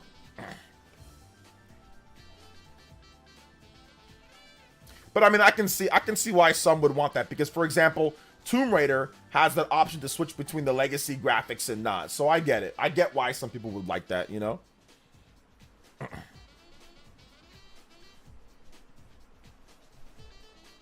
Let's see, Underground had a bunch of skaters and advertisers. I wonder if that makes it harder to get these games cleared for development. Absolutely. Licensing always makes it harder to get it cleared and stuff. Absolutely. Yeah. But we'll see, you know? Tomb Raider remastered legacy graphics is such a nostalgic rush. Yeah, exactly. Like, it's cool. It's cool to have the option in there, you know? But I mean, for me, I want to see like what's new with it, but I get why some people might want to play with the legacy graphics, you know, as well. But I think that they stylize it to where it looks really cool, you know. And we also got some more information here. Tony Hawk Pro Skater 3 and 4 supports cross-play anywhere across Battle.net, Xbox Game Pass, Xbox, PC, consoles, cloud. So you buy one copy, you buy one Xbox copy or PC copy or whatever it's everywhere that it's supported. So that's actually really good, and I might want to change my copy to the Xbox version.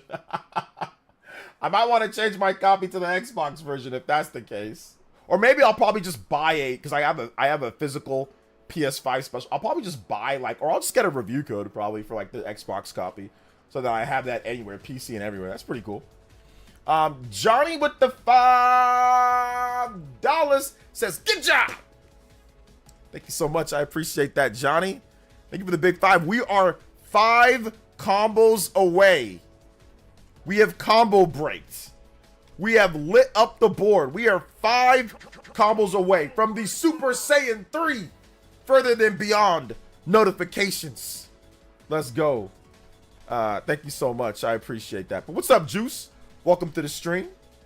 Big love. Make sure you guys, if you drop a dono, make sure you get your music request in. So we are taking music requests with any donation. So if you want a music request, Johnny, a video game track, let me know, and I'll see if I can play it for you, unless it's copyrighted, okay? Thank you so much, man. I appreciate it. Let's go. So, yeah.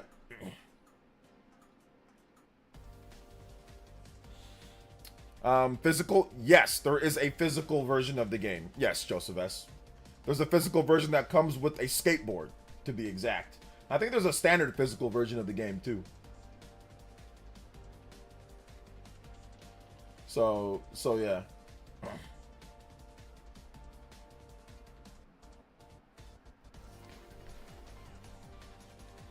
All right. Let's see. Your Streamlabs is spamming a bit. Playing those old Tomb Raider games with the original graphics would be a bold move. Those games were so rough back in the day. Yeah, they're a little rough, But hey, some people like them, man. I thought Tomb Raider sucked. I did not like Tomb Raider. The controls were trash. I mean, I was playing Mario 64. I'm like, this is way better controlling than Tomb Raider. I was like, this is terrible. Why do people like this? That's what I thought to myself back when Tomb Raider came out. That's my honest thoughts on Tomb Raider. I have the game on PC. I remember my brother bought the game, or he got the game, and I remember he was playing it, and then I played it a bit, and I'm like, dude, this sucks. Like, the controls are so blocky. Like, Mario 64 is way better. So that was my thought process, and I'm like, dude, Tomb Raider sucks, and I never really played the games. I did end up playing some of them afterwards, but I never, like, liked Tomb Raider. I was never a big fan. Because until, like, no, I don't think I was ever a big fan of Tomb Raider. Like, it's cool, like, and I've played a lot of the games, but never a huge fan of it. The controls were legit horrible. I have the same reaction. Grabbing ledges with stuff was nightmare. Yeah, it barely grabbed the ledges. It just, like, it was, like, blocky in, like, a 3D. It wasn't, like, blocky, like Resident Evil blocky. It was, like, blocky in, like, a 3D, like, where you're doing platforming. At least Resident Evil, there's no platforming. And it has, like, tank controls, like, Tomb Raider, and like Tomb Raider's like the worst controlling game. Like it's like the love for that game is like driven on like pure like horn bait for like teenagers and thinking it's cool. I don't know. I mean, but the game's controls are terrible. Like the game's controls are legitimately terrible. I don't know, man. But hey, that's just my opinion. Obviously, people disagree. Yeah, the newer ones were good. The newer ones were good for sure, but the old ones, those old PS1, the old PS1, like the first game on PC and PS1, those controls were terrible, dude.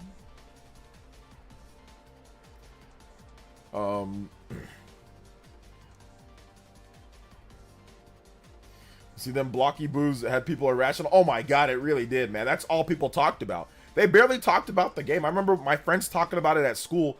All they talked about was that, and I was like, well, how's the game? And they're like, huh? Dude, like, they didn't even beat the game. None of them even beat the game. It was too hard for them. They would keep on dying of bears, or drowning, or whatever, or swimming, and couldn't find their way out of, like, couldn't solve the puzzles. Like, none of them even beat the game, but they were talking about how incredible the game was. I literally asked them, like, yo, like, okay, like, how was the ending? Was it good? Like, did you beat the game? They're like, no. And I'm like, so why is it so good? They're like, oh. They're acting like they're like freaking Beavis and Butthead. Like that's all they were doing. I'm like, oh, okay, it's like that. You know, like, literally acting like Beavis and Butthead at school. Like, Like, that's all they were doing when it comes to the game. Like, they were not talking about the gameplay. Let's see here. I couldn't beat the stupid tiger, and I was like, I'm done with this game. It sucks. Yeah.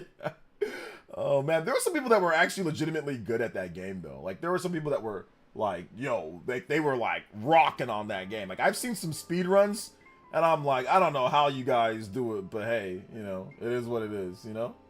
So yeah. Remember saving a lot. I just remember playing it on PC and just being, I can't, man. But my controller sucked. I mean, like, we had this crappy, you know, universal controller that had, like, a broken, like, little thumbstick that popped out. Like, it was trash, dude. So I remember playing it with that, and it was so bad. But yeah.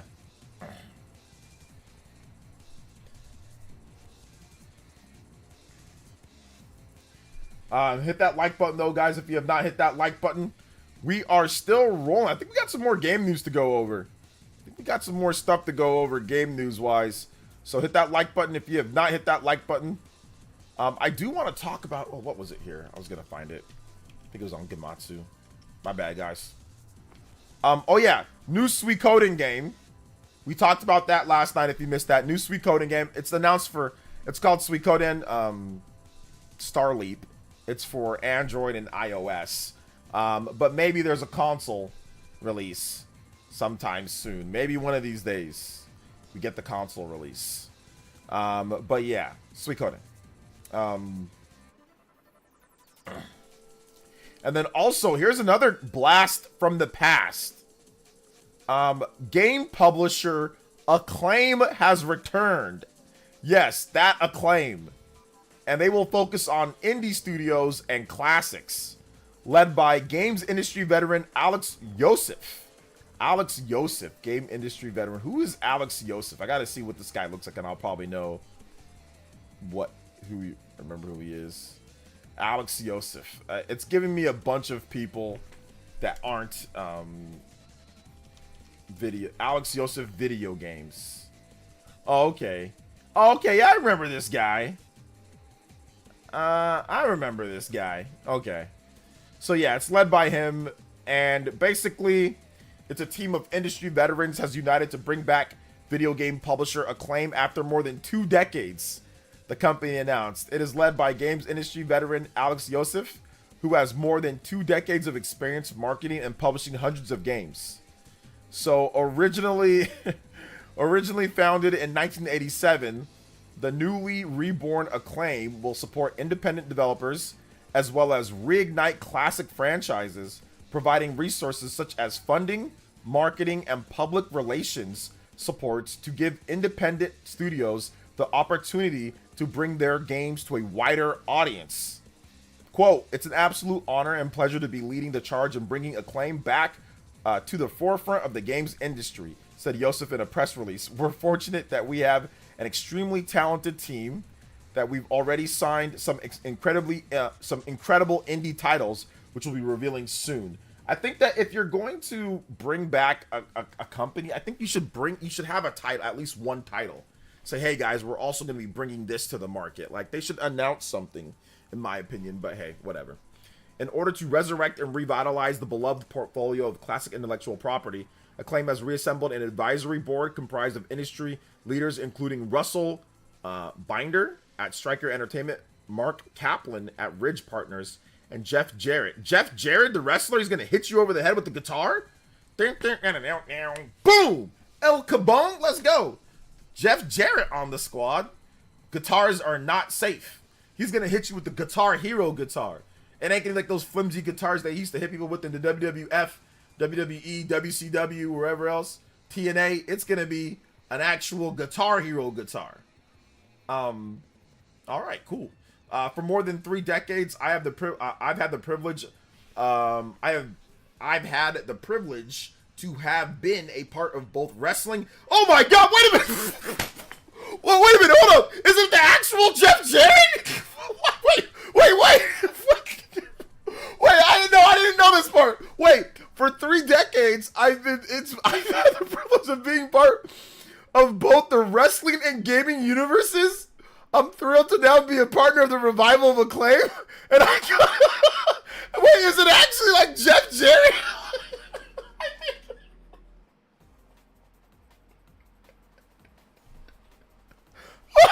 Wait a minute, hold on. Wait a minute, I think it's actually Jeff Jarrett, guys. Like the guitar Jeff Jarrett. Like, yo, I was just making jokes. It might... Because he says wrestling and gaming universes. I'm thrilled now to be a partner in the revival of Acclaim, an iconic publisher known for releasing some of the most legendary games of the 80s and 90s, said Jared. From my involvement with the publishers hit 16-bit WWF titles to my experience helping shape the TNA wrestling series, which spawned the first video game wrestler to become a full-time roster member in the in the Squired Circle. I've seen firsthand the type of impact great games can have on players and fans. Resurrecting Acclaim is an opportunity to impart the same degree of passion and love to a new generation, and I'm excited. I don't know if this guy was actually like the Jeff Jarrett, the wrestling one, or like someone that just worked with wrestling titles also named Jeff Jarrett. That's crazy. That's JEFFJARRETT. Okay, that's crazy, bro. That's crazy. Yo, shout out to Cyber Taurus, says, can't leave Shaw hanging with that 1 cent any longer. Also, 100 times, let's go. Yes, sir. Thank you so much, man. I appreciate that. Excuse me. Thank you for the 100 times combo. And we are now going even further beyond. Yes, sir. Yes, sir. And of course, you guys know what time it is. It is time for the limit break. Actually, I didn't play the 1 hour either, so we're gonna have to play the 1 hour first. Ayo!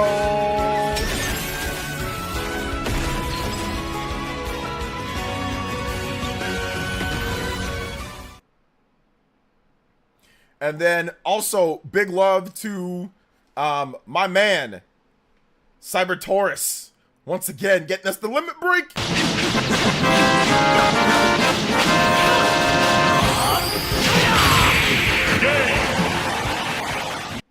Let's go. Thank you so much, Mr. Cyber Taurus. Let go. Big love. And let's get the let's get the solid 25 on there. Solid 25. Shout outs. Thank you so much, Mr. Cyber Taurus. If you want some music, let me know. Let me know if you want some music. And I got you some video game tracks.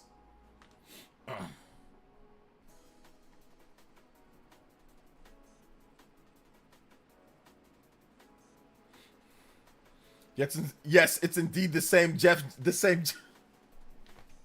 That is so hilarious that it's the same Jeff Jarrett. I'm over here cracking jokes. I'm good, like guitar, and like literally, I think he probably did hit somebody. You know what they should do? That should be like anytime that they have a new Acclaim game, it should literally be Jeff Jarrett just saying, boom, and it's like you hit and it smashes over someone's head, and then it explodes into whatever the title or whatever the publisher or the developer of the game is. That right there would be the best intro. Like, you know, like when they're showing like the splash screens for the developers of the game, everyone that Acclaim works on should be like, Acclaim! Boom! And then it just like, boom, and it just explodes into the, I'm telling you, if they do that, game sales going up. Game sales going up. You know? So yeah.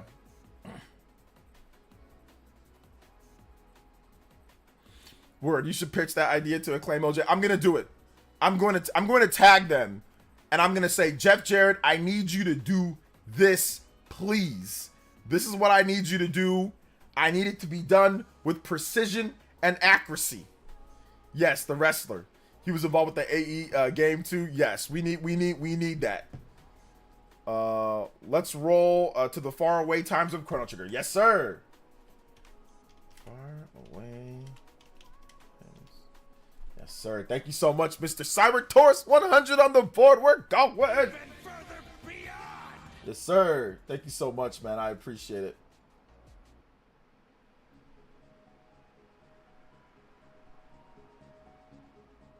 Chrono Trigger is such a legendary game, man. It's so good. They need to bring that back. I mean, like, you know what would be the ultimate... Actually, no, I'm not going to say it. I'm going to make a video on it.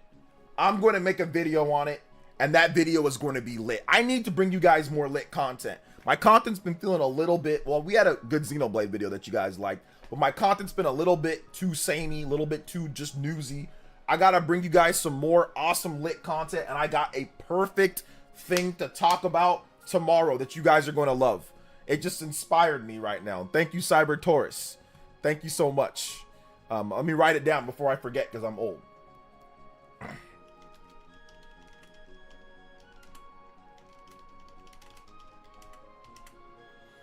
I'm writing it down right now.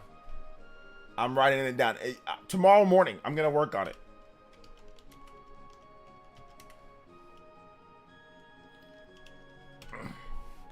I'm going to work on it tomorrow morning. Acclaim did have some decent games for sure. Yeah, they did. They did. I remember playing a lot of games from Acclaim back in the day. Didn't they make sports games too? Didn't they make like Quarterback Club or something like that? So I know they made some of those games. Some Chrono Sauce would be legit. Yes. Some Chrono Sauce would be absolutely incredible.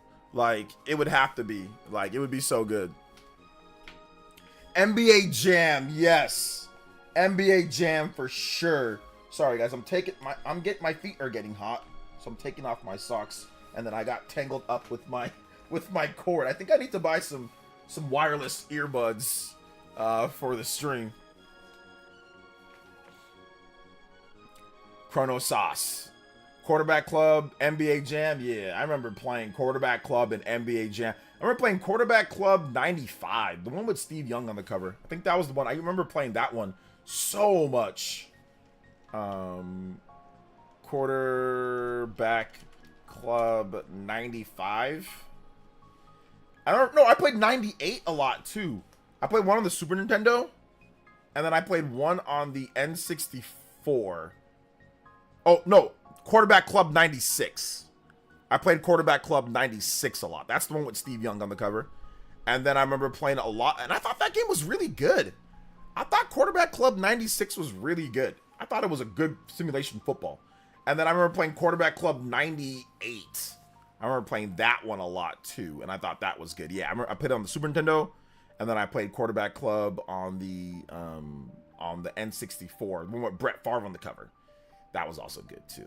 Yeah.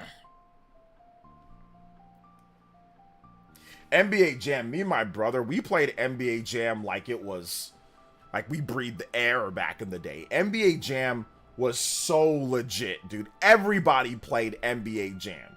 I don't recall anybody not wanting to play NBA Jam, man. It was so good.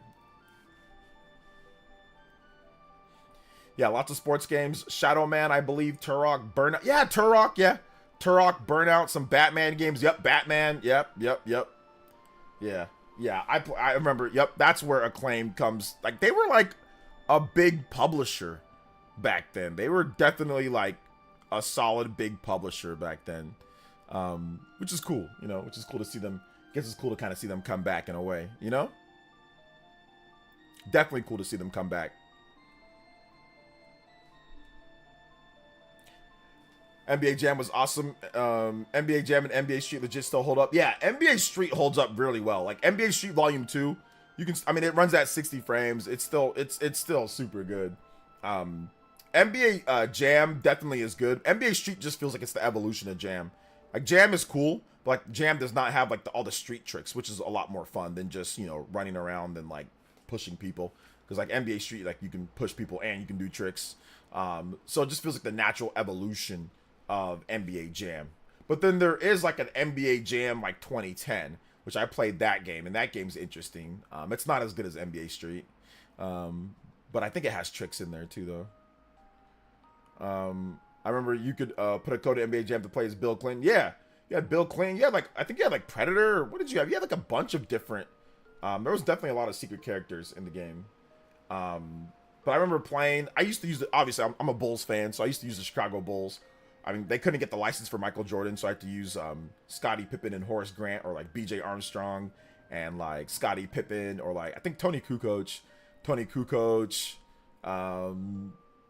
Scottie Pippen. Who's the Bulls roster in NBA Jam? Bulls roster NBA Jam. I wish they still own Burnout, no longer around thanks to EA. Yeah. The Bulls roster for NBA Jam. I'm trying to think who was the Bulls. I think it was. Okay, yeah, this is just I can't find it. I'll find it later. Let's see. We might get some cool remaster and retro style indie sequels to games back then. Good news for us for sure. Yeah, listen. Anytime that you can bring back a classic publisher and they're saying, hey, we're looking at publishing good indie games, it gives more independent developers opportunity and a chance. Absolutely, man. Absolutely. Always a good deal. Always a good thing, you know? Always a good thing. So, yeah.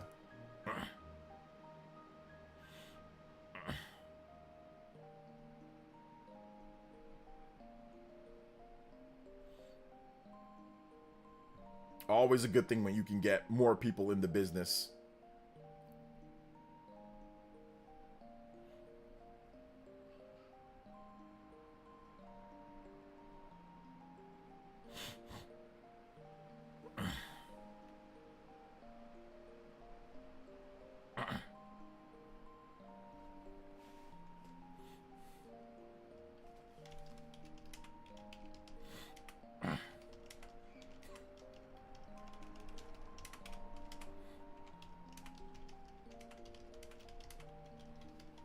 All right, if you guys have more questions, you can tag me at PlayerEssence, hashtag PlayerEssence by itself. Turok 2 was insane. Anytime I saw Acclaim was when I started up the game, I knew it was about to be a good time. Yeah, man, it was great.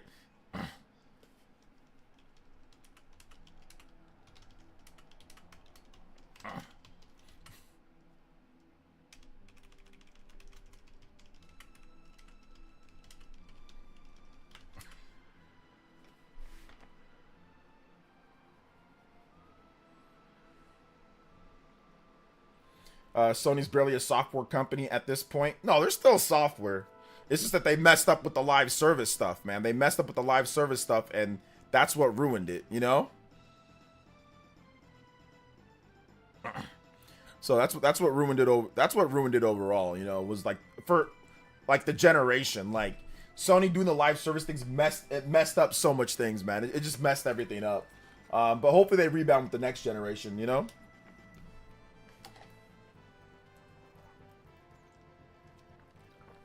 So hopefully they can kind of get back on track with that one. Which Acclaim owned game would you like to see back? Let me go over a list of Acclaim games. Hold up, let's do that.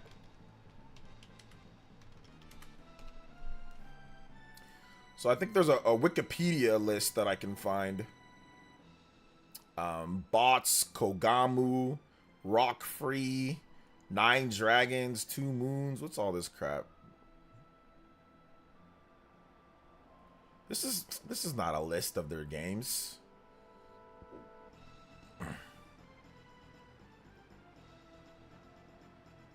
All right, here we go. Here's a real list.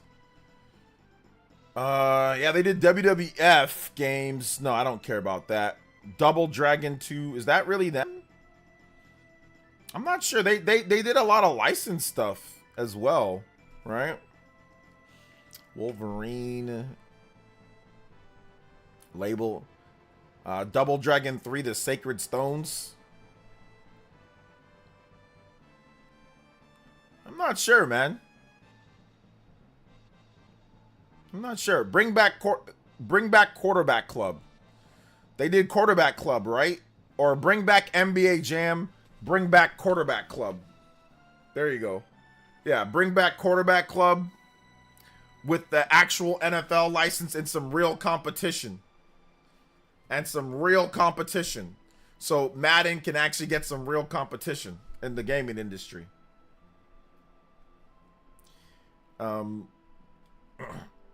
Have you ever considered making a reaction video to online gaming takes and debunking the bad ones online game. I mean, I kind of do that here, but I guess like I've made individual videos like on some of the stuff. So like on Zelda or like on Xenoblade, but like what takes are you talking about? Like, you know, I'm not sure like where would the source of the takes be from? Like other content creators or just random people on Twitter or what?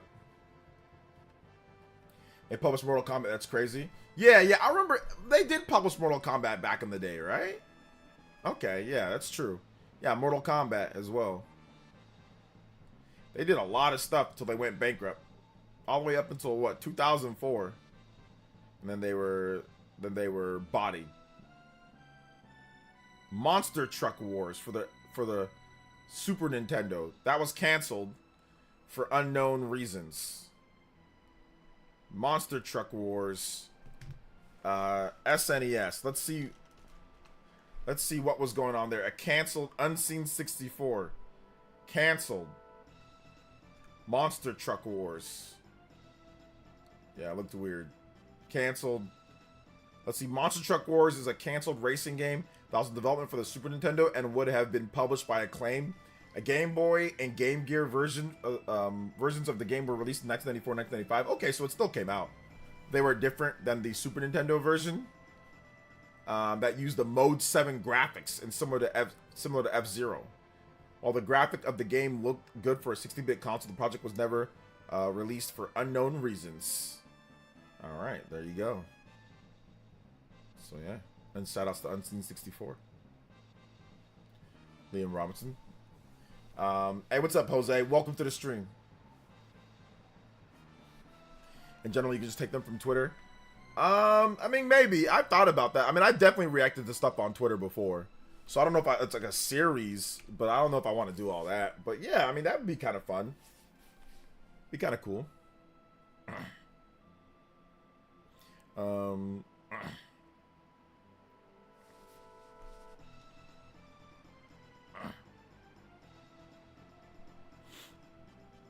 So yeah.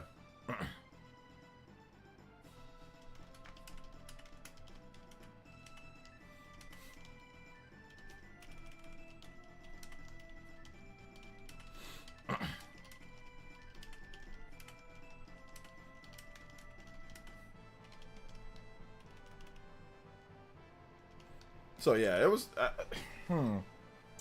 Yeah, Acclaim's good, but they just got like a wide range of stuff. I'm not sure. Simpsons, they owned Spider-Man license back then too. I mean, yeah, they licensed out Spider-Man stuff as well.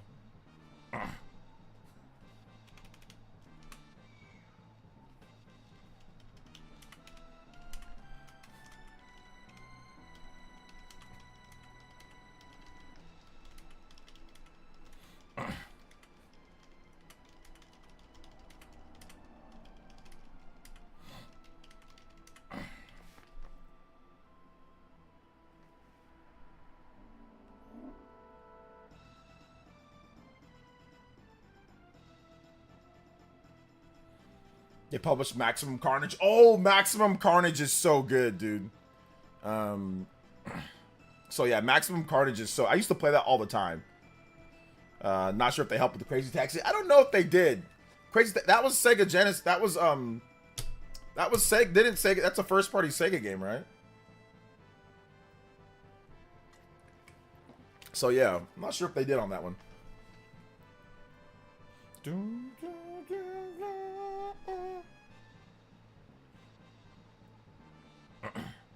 I've heard Expedition 33 demos released to some YouTubers. If they reach out, would you try it? Yeah, if they reached out, I would try it, but they did not reach out to me. Not yet, at least. I don't know if they will. Hopefully they do, but I don't think so. I don't think so at this point.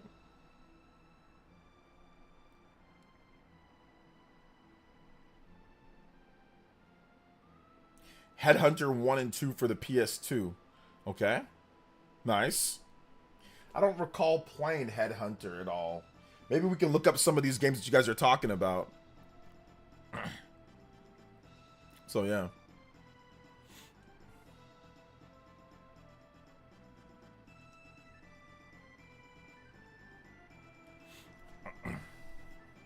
Headhunter. Let me see that game real quick. Let's take a look at some of these games.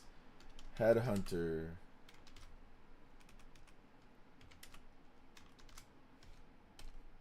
It's a PS2?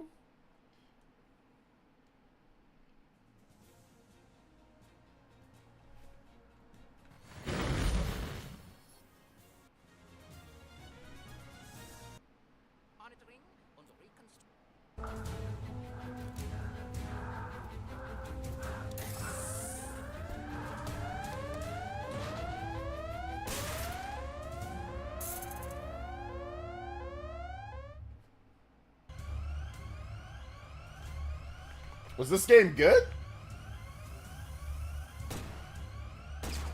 Oh, it's got a cover system? That's pretty cool. Looks kind of blocky, though. Yeah, it definitely looks a little jank.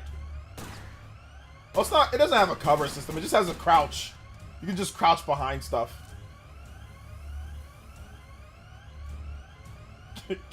Oh, no, there is a cover system. Like a slight...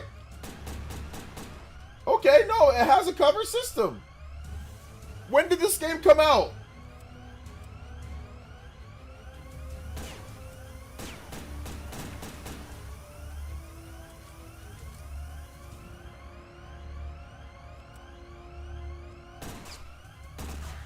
Very underrated action series. Okay. I can see how playing this back in 2002 probably would have been pretty cool.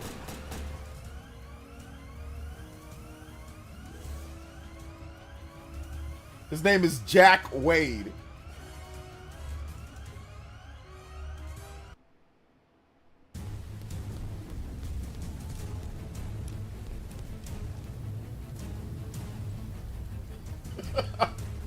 I love the motion capture here is high quality.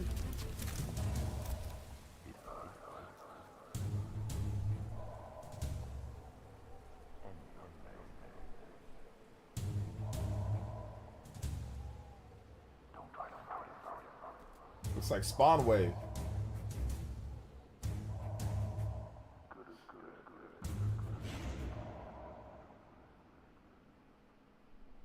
Yeah, MGS and Siphon Filter clones. The Spawn Wave, that was John.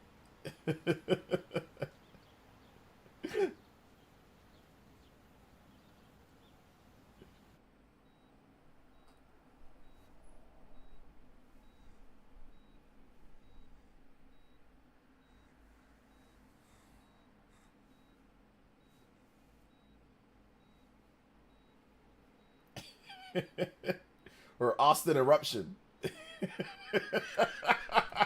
That got me doing all those compilation videos. Where am I?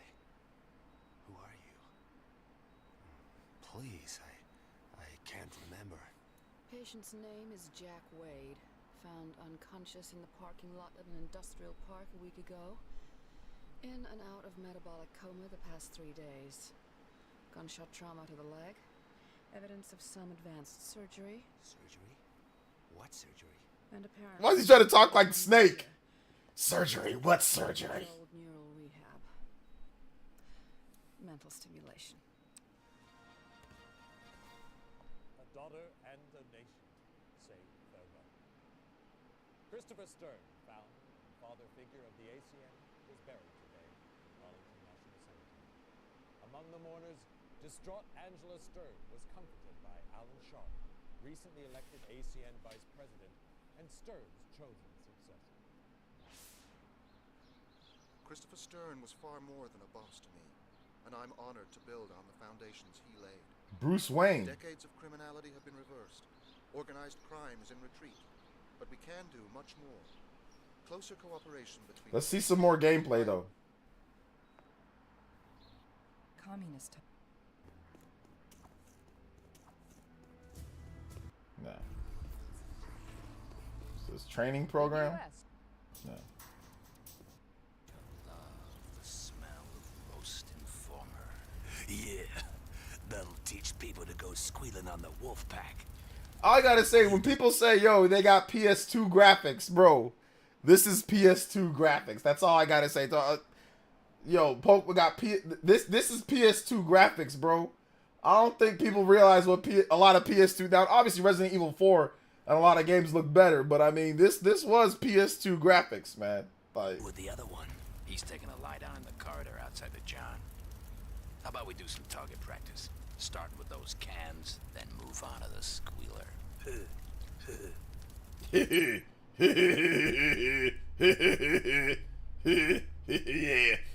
yeah, Dingo. you lead, I'll follow. The stupid lackey. You gotta have every one of those guys in games. Wait, what'd they do? Oh! Imagine just doing some target practice and just getting clapped out of nowhere. 1 minute target practice, next minute we out.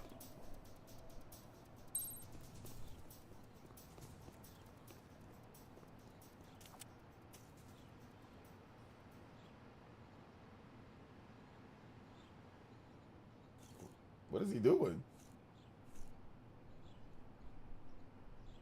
Is there something there?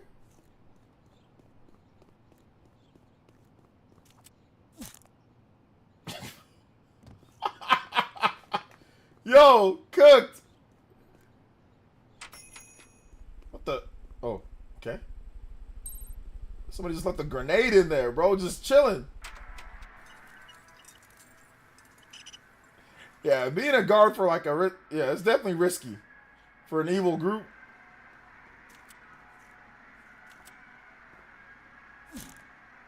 Yeah, I think he snaps their the pixels on their neck just start.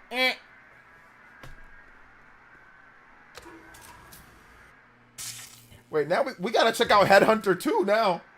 See how much better the graphics and everything are. Let's go Austin Eruption. Spawn Wave.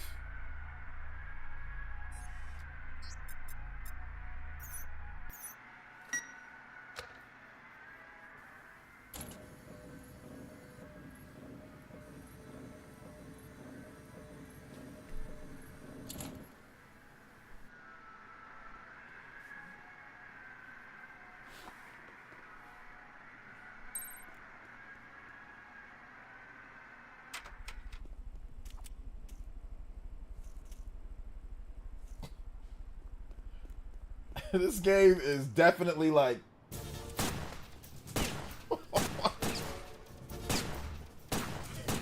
Bifon Dilter, Knife on Filter, Knife on Silfer, Metal Deer Soft, Plastic Gears, Plastic Function Soft.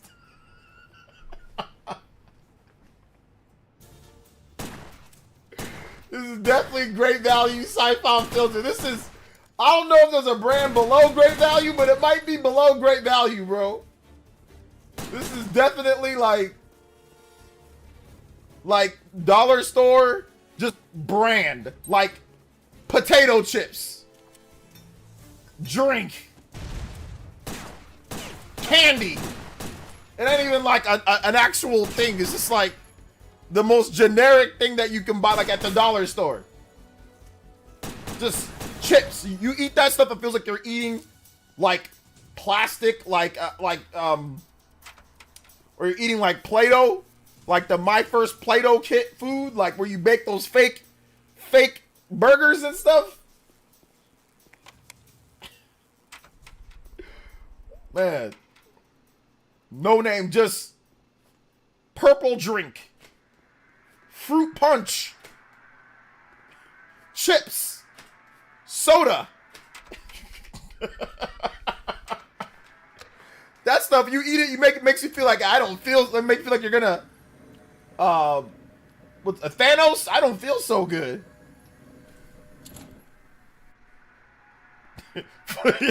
Like Flake Frosty. It don't even got the tiger on there. It's like some type of weird, like different looking animal that kind of looks like a tiger but doesn't quite look like a tiger. It's like it's pretty good. It's okay.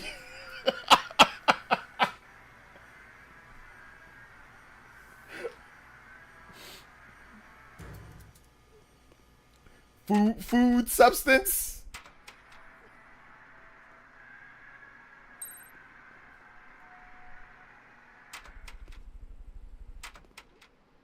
It's all right.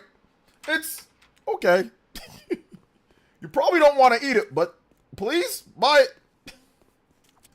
Man, bro, this game's actually kind of trash though. I ain't trying to judge it just based off of this, man. But I don't know. I don't know about this game. But it probably would have been cool back in the day. I think I probably would have played it. But there's a lot of games. There's a lot of PS2 games that are better, like Dead to Rights, True Crime Streets of LA, obviously Grand Theft Auto. There's definitely a number of games that were better than this one here. So Headhunter 2.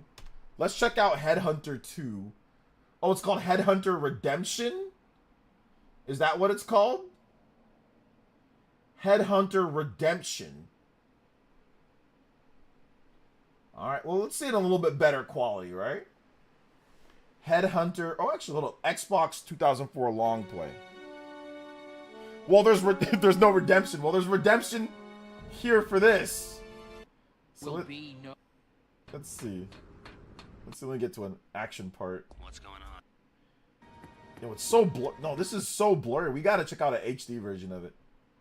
Yeah, let's check out the PSX version just so we can not be so. Okay, well, I mean, we can't judge it completely because, like, obviously it's a PSX HD upscaled.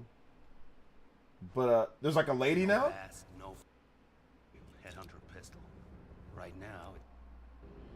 Angelina Jolie? They're definitely trying to be like a Tomb Raider look to that lady. All right, let me see if I can get. All right, here we go. Where's the audio? There's no audio in this level. Yeah, win back. Yeah, that's on the N64 Online. That game sucks. I played it and I'm like, this game's terrible. We played it online, actually, against other people. Like, against, like, the community. Definitely a mix between Tomb Raider, Angelina Jolie, Matrix. They were just trying to check every single box. Charlie's Angels with the outfit. A mix between, yeah, Angelina Jolie, Charlie's Angels, Triple X, the tattoos. Yeah, I don't know what happened to the audio, guys. The audio is not working on the... Yeah, the dude's audio isn't working. Bear in mind, Headhunter came out 1 year before Metal Gear Solid 2, though. Yeah, but I don't know if it's even better than Metal Gear Solid 1. I'm not even sure if it looks that much better than that. No, it looks better, but I mean, I don't know. Or the original, not Metal Gear, but like Metal Gear Solid on the PS1. All right, let's take a look. Oh, she wants to, is this person's doing a stealth run? Yeah, he's doing a stealth run. The graphics, I mean, like I said, if you just go off of this, it looks better, but this is a PSX version. So, the animations are definitely improved. Just from going off, like, the animations definitely look better. For sure. So, if anybody has played the games, who is this lady from the first game to this game? What happened to Jack Wade? Does anybody know what happened to Jack Wade? But yeah, definitely, the animations there. Oh, it looks like they've changed the targeting in the game. It kind of looks like it wobbles. Okay. That's Jack Wade? That's not Jack Wade. You're gonna get me in trouble. That's not... Revenge of the Misses. They added another playable character. So, it's Jack. You can play as Jack Wade or her. I thought you'd be able to dual pistols, but you can't dual pistols in the game. That used to be a thing where you can't dual pistols in a lot of games. So if a game let you do dual pistols, it was like a feature. I was like, oh, you can actually have dual pistols. Cool. Yeah, I think we're good. We're good on... I think I've had enough headhunting for one stream. I've had enough headhunting for one stream. I'm good on the headhunter. Yeah, I never played the game. You know what? I don't think I'm going to play the game. So yeah.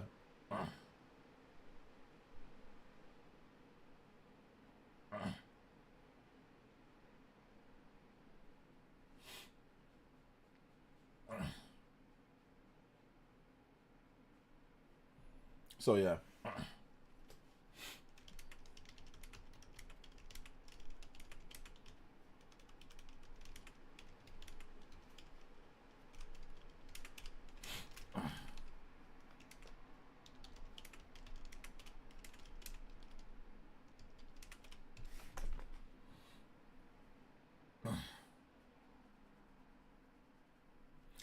Let's see. No, I'm not looking up BMXXX. I'm not doing that. That's gonna get my channel banned. So I'm good on that.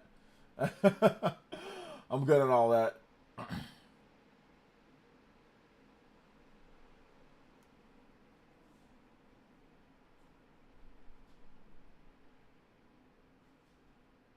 I am good on all that. About to get me in trouble. Alright, here we go. Got my music back. Hey, what's up, Beacon of Chelsea? I have a question. Who here thought the Pokemon Presents Day was mid? I was expecting a bit more than stupid usual stuff. That was actually quite disappointing. I'm not sure what you're expecting with Pokemon Day, Beacon of Chelsea. Like, what Pokemon Day have you ever gotten what you actually wanted? Or, like, what were you expecting from Pokemon Day? That's the thing. Like, I don't think there's ever been a single Pokemon Day where it's like, oh my gosh, this is so exciting. This is so great. So, I'm not sure what you were expecting. You know, they made, obviously, Pokemon Legends ZA. That's the first ever action RPG Pokemon game. It's a complete action RPG, so that's definitely very different from any other game that they've released when it comes to the mainline or series. So I'm not sure what you were expecting, but yeah, I don't ever have super high expectations for Pokemon Day because they've never been incredible or like, oh my gosh, this is the best Pokemon Day ever. So yeah, I didn't have any expectations for it. I actually even said that before on the Spawncast. I'm like, yeah, they're like, oh, what's your expectation? I'm like, I don't have many expectations because they're not long enough. It's Pokemon Company. They're never going to try to wow you with graphics and all that type of stuff, you know? So yeah, so it's really not going to be for people that are just casual fans of Pokemon or anything like that. Not if you're, obviously, if you're hardcore, if you're content creator of Pokemon, then it's probably really great because you're, you know, going to make, like, the content creators of people that love Pokemon, they're making tons of videos and it's doing great.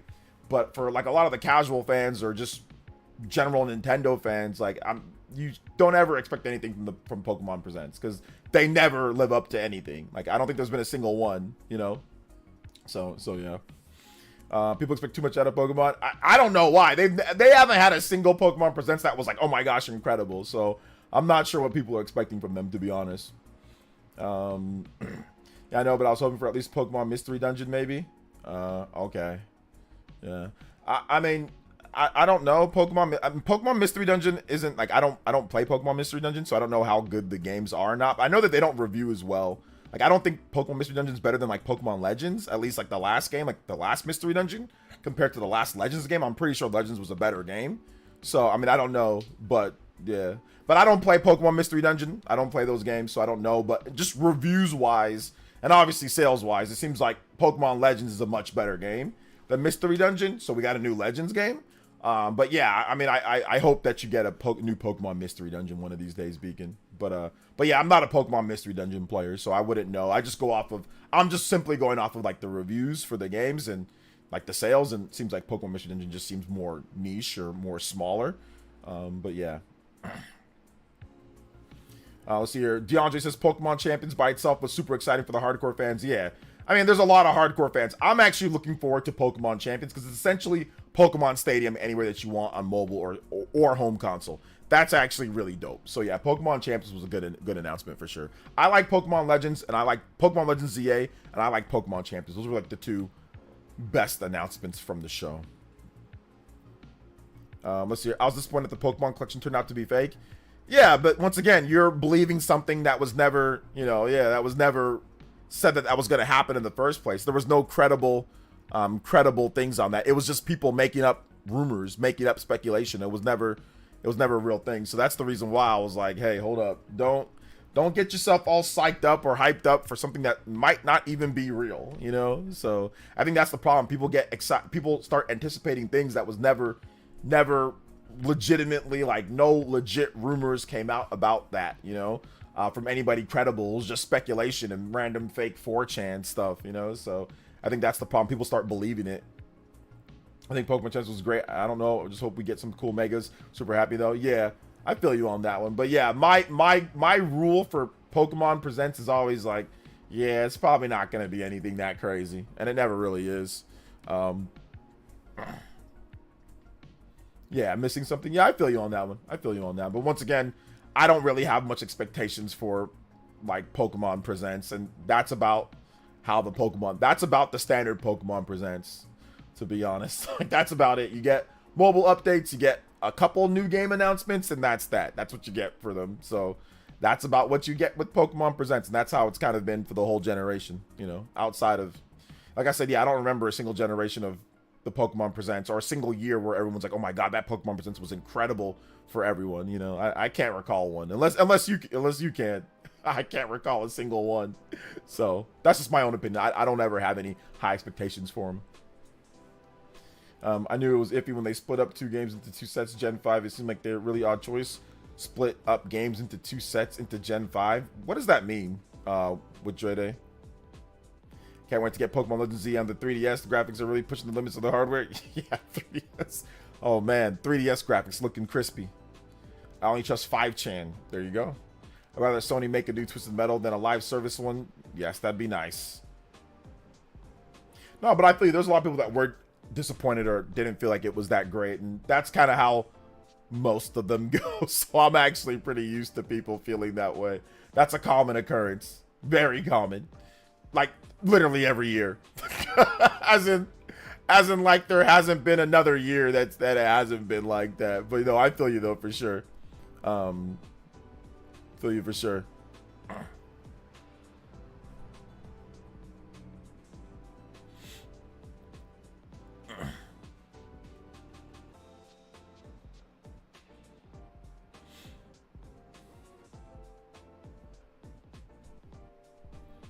Black Ruby and Diamond one set, White Pearl and Sapphire in the other set.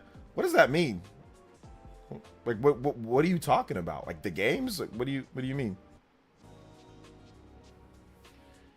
Pokemon in the modern era has conditioned me to have low expectations. Feels a bit irrational to expect too much from them. Exactly. Like I don't go into it expecting it, but it's basically graphics. Like once again, it really comes down to graphics. If the graphics were good, nobody would be saying any of this. Like that's, and it's so funny when people try to say, no, that's not it, it's other things. I'm like, no, trust me. If the graphics were good, everyone would say that the games are incredible. They can be the exact same thing, but with good graphics, and everyone would say the games are incredible. Everything's great. Game Freak's a go-to developer. There can be nothing changed outside of the graphics being good, and that would be the narrative. Literally, that would be it. I guarantee you, it would be completely different if the graphics were better. So I think that's really what it comes down to for many people. But it's all good. Literally, no Texas or Learn Lighting, Pokemon scaling also way off. I mean, yeah, we talked about this before, Lou Flame. Like, you can't have, like, an action RPG, right? In an action RPG, you can't have a big old huge Onyx the size of that because the hitbox would be messed up. So that's the problem with making an action RPG Pokemon game that's not based off of simply just doing one hit then the next hit. If you make an action RPG game, you have to scale it to where massive Pokemon don't have these huge hitboxes to where the dodging and the effective mechanics of the game don't work. So it's very similar to how, for example, Ridley, right? You look at Ridley in Super Smash Bros. Ultimate. How big is Ridley in Super Smash Bros. 4? How big is Ridley in Metroid? Then how big is Ridley in Super Smash Bros.? Right? Ridley's tiny compared to the Smash 4 Ridley, which was literally the size of the screen, and Ridley in the games, which is literally like 50 times bigger than Samus, right? Or multiple times bigger than Samus. So it's one of those things to where for an action RPG, in order to make the hitboxes work, you can't have Onyx be the size of an actual Onyx, or he'd be combo food, or he'd just get hit with everything. Same reason why Ridley's smaller in Smash Brothers and action RPGs. So yeah. I'm sure Bandai Namco can do it. Pokemon Snap and Pokken are great. Pokken is a fighting game which also has scaling. The Pokemon aren't the actual size, necessarily complete size, and they picked certain Pokemon that weren't too big or weren't necessarily too small overall. Think about it. There's not an Onyx, or there's not Whale Lord, there's not these massive Pokemon in Pokken Tournament. It's Pokemon that would match up for the most part in a fighting game. And they do have some smaller ones like Pikachu and a couple other ones, but most of the Pokemon are Pokemon big enough, and if they're not, they'll scale them appropriately. But Pokken Tournament is a fighting game where you can do hitboxes and have almost perfect scaling between the enemies and hitboxes and just have them extend, compared to an action RPG that's probably going to have hundreds of Pokemon. A very different scenario. Pokemon Snap is a picture taking on rails game, so I don't even know how that factors into anything. Like, I'm not sure how you're factoring in Pokemon Snap to what we're talking about, but sure. But that is literally an on rails picture taking game. There's no like on foot sections, there's no combat sections. It's just, you just take pictures of Pokemon. So I'm not sure what that has to do with anything, but in terms of Pokken, once again, they didn't pick massive, they didn't pick Onyx, they didn't pick Whale Lord, they didn't pick Pokemon that were way bigger than other Pokemon. They either picked Pokemon that were somewhat smaller like a Pikachu, or they picked Pokemon like Machamp, Blastoise, Charizard, Pokemon that are all generally around the same, and then you can just make the scaling very normal. So yeah. But it's all good. Let's see here. I mean, I get what you mean. I just can't forgive them for that. I mean, there's nothing to forgive or not, man. Whether you want to play the game or not, it's up to you. If you think that it's going to be bad, then, you know, yeah, like I said, don't play it. I'm going to give it a chance. I think it's going to be good. I think the game's going to be solid. Like I said, I think that if the graphics were good, you probably wouldn't be saying any of this. But I think it's because the graphics are bad, you're saying that the game's going to be bad, which people did that with Pokemon Legends as well. They're like, the graphics look bad, the frame rate looks bad, the game is going to be bad. And the game actually ended up being good. Pokemon Legends had the same thing before it. People were saying that the graphics suck. People were saying that the scaling is off, because like the Gyarados in Pokemon Legends looked so much smaller than what a Gyarados should be. So people were saying all sorts of stuff with Pokemon Legends Arceus, and that game actually ended up being good. So we'll see. Let's see here. Imagine Whale Lord playable in Pokken. Imagine. Pokken holds the hand too much. Turned off a lot of the older players that wanted to get into it. Pokken holds the hand too much. I don't know if it does or not. I mean, I think it's a solid fighting game. I played it competitively for a while. I actually want Pokken on Switch, or even Pokemon Conquest on Switch 2. That game is great.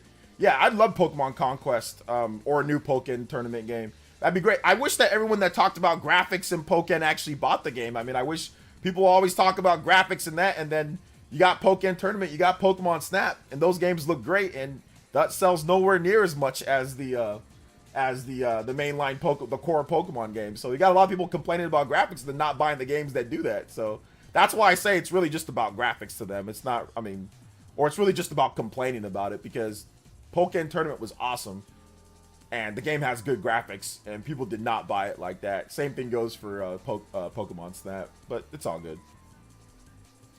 Let's see here. OJ, why doesn't Monster Hunter have a hitbox problem? You're fighting a big old monster, Blue Flame. Like, once again, that's not the same type of game. You're talking about fighting big old huge monsters.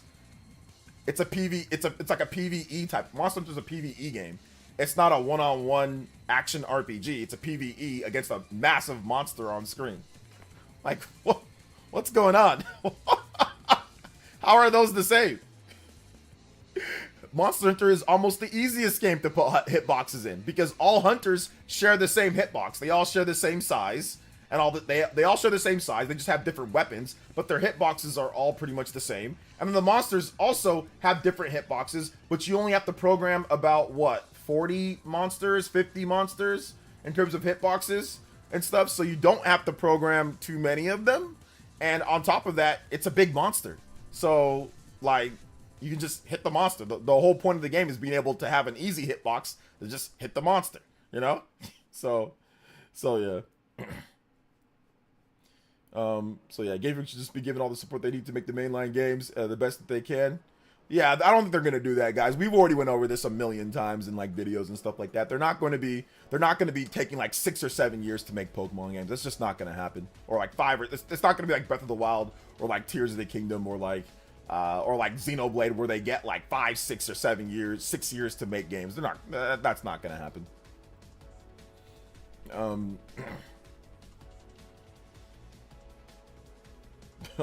Just don't use Onyx. Use all characters that are actually scaled properly. How about that, Blue Flame? Bam. I don't know why you got okay, your account got shadow banned. Okay, I didn't ban you. So yeah.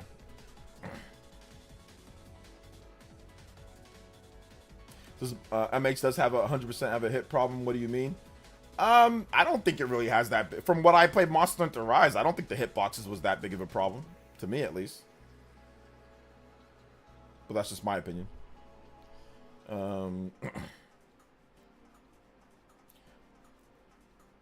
Pokemon was so good and Snap was fantastic. I don't know why they didn't do more with the other games. So I'm just that's why I'm just disappointed. Yeah. But like I said, I don't think anybody here would be disappointed if the graphics were better. I think it really just comes down to graphics for a lot of people. I honestly think that because everyone's Pokemon Tournament and Pokemon Snap have a bunch of issues too, but nobody's mentioning them. By the way, I played a ton of Pokemon Snap, more Pokemon Tournament. Those games have a bunch of issues, but nobody has anything bad to say about them, which is fine. They're great games, but they have a bunch of issues. But everyone has all these different things. So I really think it just comes down to graphics because Pokemon Tournament and Pokemon Snap are not perfect games by any means, but the graphics are good, so therefore it's fine, you know? But those are not perfect games. There's a reason why people don't buy them like that. Not because they're bad games, but there's issues in terms of like the game itself. But once again, it is what it is. Power World graphics. Power World looks so good until you play it, and then you start really looking at Power World, and you start realizing how bland the game actually looks. It's a very sharp, and it's got a very clean look to it, but then you really start looking at it, and then you're like, this doesn't look great.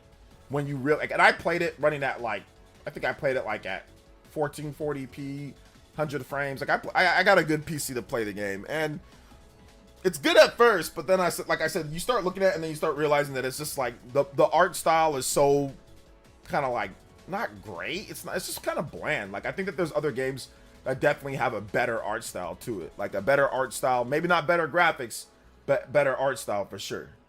You know. And I think that's why everyone dropped. I mean, not everyone dropped Power. People still play Power World, but people were like, there was like 2 million, 3 million people playing the game, right? 2 million people plus on PC, millions more on console, and like nobody's even really talking about it on console anymore. PC, it's got a dedicated base of like 30 to 40,000 people that play it daily. But yeah, it's just one of those games to where it feels like an incomplete beta more so than an actual full game. Like, So yeah. No, I agree. The graphics and frame rate matter. Absolutely, they matter. But what I'm saying is that when people are saying, "Oh my God, Pokemon, they haven't done what I wanted to do. The gameplay disappointed me and all that," it's just based off of graphics. Like I said, if the graphics were good, nobody would be saying anything bad right now. That's literally what it comes down to. Trust me. Like I said, nobody says anything bad about Pokemon. Nobody says anything bad about Pokemon Tournament. Or sorry, nobody says anything bad about Pokemon Tournament. Nobody says anything bad about Pokemon Snap. Despite those games, they have their issues, but nobody says anything bad about them. They just say, look at the graphics, look at them, they look good. That's all I'm trying to convey as somebody who plays all the Pokemon games. I play all of them. You know what I'm saying? And I feel you guys on some of the stuff. But what I'm saying is that nobody even mentions the other things because, oh, the graphics are good. What I'm saying is that if Pokemon had good graphics, all these other issues that you guys are saying that they haven't innovated, they haven't done this, they'd probably disappear, like you guys have no issues with Pokemon Tournament or Pokemon Snap. I mean, Lou Flame brought up Pokemon Snap, and that's an on-rails picture-taking game. And he brought that up as some type of counter-argument to something. It's a picture-taking game. It's not even real gameplay. It's picture-taking. And that's all you do is you take pictures. That's all you do. And he's bringing up as some type of counter argument to, oh my god, look at how bad the games are. I can take pictures with great graphics in Pokemon Snap. Like, it's not even actually like an actual game with multiple mechanics and gameplay and Pokemon and trainers and all sorts of stuff. It's just picture taking. Oh my gosh. The Pokemon Company's not going back to 2D sprites. That's not happening. Oh, that's not happening. So yeah. Since I never really took a look at Power World, was it an example of how good Pokemon could look? Maybe, but it doesn't. The art in the game, like the environments and all that, are bland. Like Pokemon's, even like Pokemon Arceus or Pokemon Scarlet and Violet, like the level design in those games are way better than Power World. But I guess, yeah, in terms of resolution, it's what it could be. But the art and the look of Pokemon beats out Power World. Like the designs of the Pokemon, the art of the Pokemon look way better. Like Pokemon Sword and Shield, Pokemon Arceus, Pokemon Scarlet and Violet, just the resolution and frame rate isn't as good. But the art in Power World is just, I mean, but it's an indie game. It's not as storied as Pokemon, you know. And they might have used AI to create some of the Pokemon, but once again, there's no guarantee on that one. So yeah.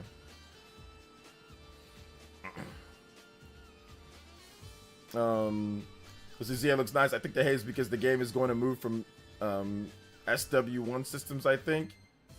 SW1? No, the hate on the game is because of the graphics. If the graphics, it can be the exact same looking game with the exact same mechanics, and if the graphics look better, people would be talking about how great the game looks and how great the game is going to be. The only reason why anyone's talking about it right now is because of the graphics. Like I said, everyone here is talking about how great Pokemon Snap is. All you do is take pictures. Like, all you do is take pictures. You know what I'm saying? It's just based off of graphics. That's really it. Pokken Tournament, once again, great game. Some issues here and there. Great game, though. A lot of fun. But the graphics are good. So, yeah. We don't got to mention all the other issues with the game. You know? So, it's... Now, core Pokemon fans that actually play all the games and know all that, they're obviously a bit more in-depth, like, with the issues with each game and what goes about. But the casual fans that don't care about Pokemon, but have something to say, or maybe they played a game back in the day on the 3DS, or they played one or whatever, or they played a few games here or there, they're the ones that are obviously, all they care about for the most part is how the game looks. How the game looks, how it performs, because they're not really going to get in-depth into it. They just want to throw some Pokeballs, do a couple fights here and there, and enjoy the game for that. But obviously, it inhibits your ability to enjoy when you don't have the graphics and you don't have the frame rate and you don't have the stuff that, you know, for a casual fan or even for a core fan, but especially for a casual fan that's not going to be into the battles or into the competitive or into the other things. As somebody who's kind of like in between, I was a former competitive player, but now I'm more of a casual player, but I see kind of both sides. Like sometimes I get into the competitive aspects, sometimes I don't. Like I can see it from both sides. I see it from both angles, you know? I don't know what the next game, next mainline game graphics will look like, man. I don't know. Let's just wait and see. Feel free to play Power World, play the next Digimon, play Temtem, play those games in the meantime. You know what I'm saying?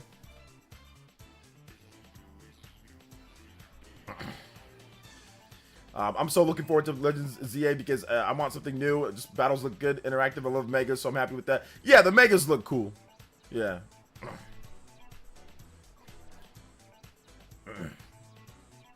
Casual and diehards fans could tell the problems with SV. Absolutely, agreed. It's pretty easy with SV. SV, it's easy, super easy. All I'm saying is, if Jigglypuff doesn't look like a Detective Pikachu, the movie version, we riot. Okay. I'm good with Pokemon and SMT5. Then doesn't feel like I'm missing anything with Power World. Pokemon and SMT5, not missing anything from Power World. I think if you like monster battler games, give Power World a try. So if you like a good monster battler, try it out and see what you think. It's a base building monster battler game. So if you like that aspect, I would say give it a try. It's only $30, so it's not a full price game. If you have Xbox Game Pass, it's on there, although I think it's in 30 frames on there. I'm not 100% sure. I think on the Xbox Series X, it might be 60 frames. I'm not 100% sure. Yeah, try it out. It's on PlayStation 5. But yeah, I mean, I don't know. I don't know. It's hard to say, but I enjoyed it. But what I didn't like about Power World is that, yeah, it ends up just getting boring and like lame. And the AI is like, you think Pokemon AI is bad. Power World AI is quite possibly one of the worst AIs. Like, whenever your base gets raided, the people that are invading, they get stuck all over the place. Your pals get stuck all over the place. You have to constantly make sure that they're not dying or not dying of exhaustion or whatever. It's just tedious. It's just a very tedious, grindy game that just is just not fun. It just ends up not being fun after like 20 or 30 hours, like, of doing the same thing over and over, going through the same bland environments over and over. Yeah, it's just, I just stopped having fun after about 30 hours or so. So yeah.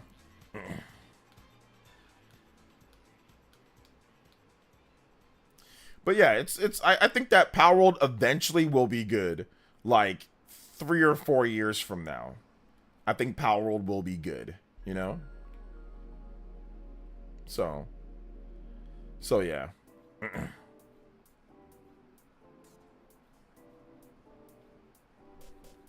3 or 4 years from now.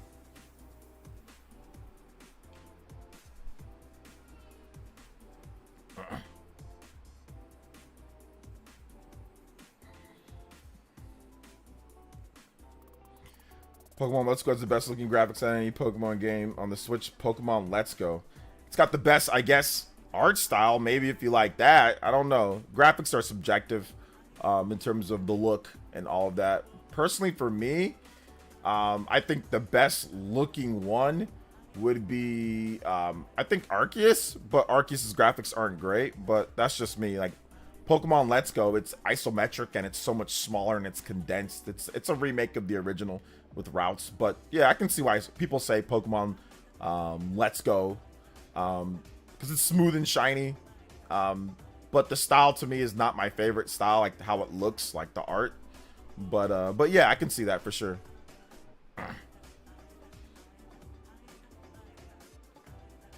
Art style best, not graphics.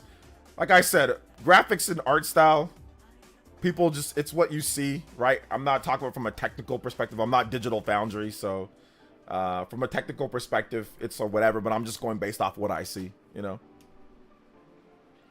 Think Pokemon peaked at X and Y? I should time you out for that comment. I already know you're not a Pokemon fan. That should time you out for that comment. You are not a Pokemon fan by any means. Like, you're a tourist. That just confirmed it right now. You're a tourist. Okay. I will not answer any more Pokemon questions from you. I will not take any more Pokemon. You are a tourist and a casual when it comes to Pokemon. Did you just say peaked at X and Y? I'm sorry.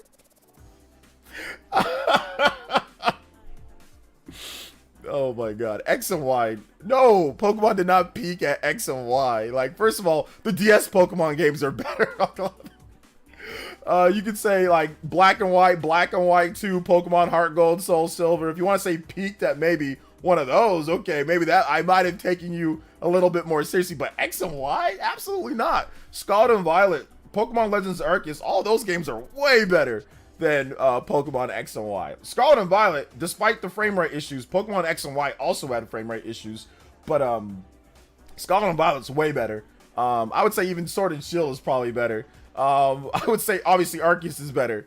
There are a number of games better than X and Y. It definitely did not peak at X and Y.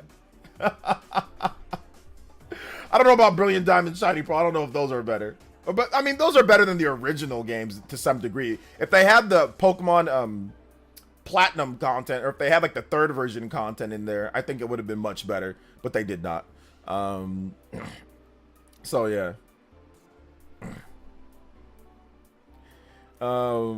These are casual. I've never heard of any normal Pokemon. Yo, they peaked at X and Y. That was the first 3DS game. They definitely did not peak at X and Y. There was no peakage at X and Y.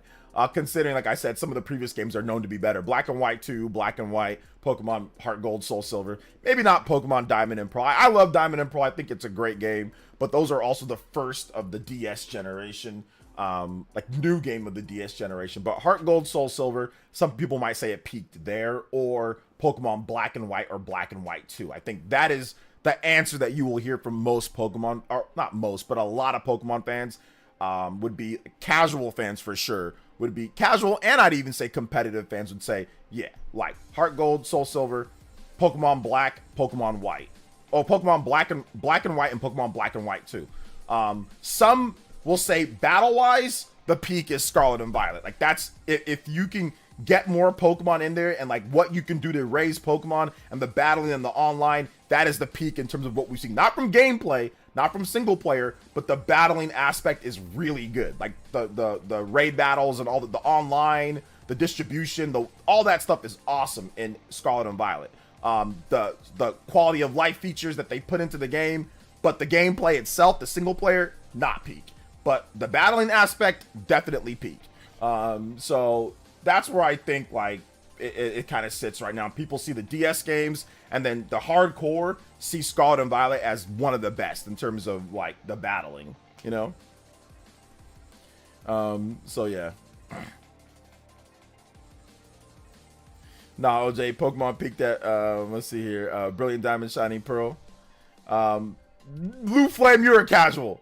You just said listen, you asked me if Pokemon peaked at freaking X and Y.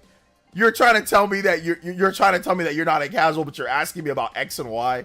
You should know that Pokemon did not peak at X and Y. You're talking about X and Y. That's coming after the DS games that were goated, that were Pokemon Black and White, Pokemon Black and White 2, Pokemon Heart Gold, Soul Silver, and you're asking me if it peaked at X and Y. Like that tells me that there's a disconnect there.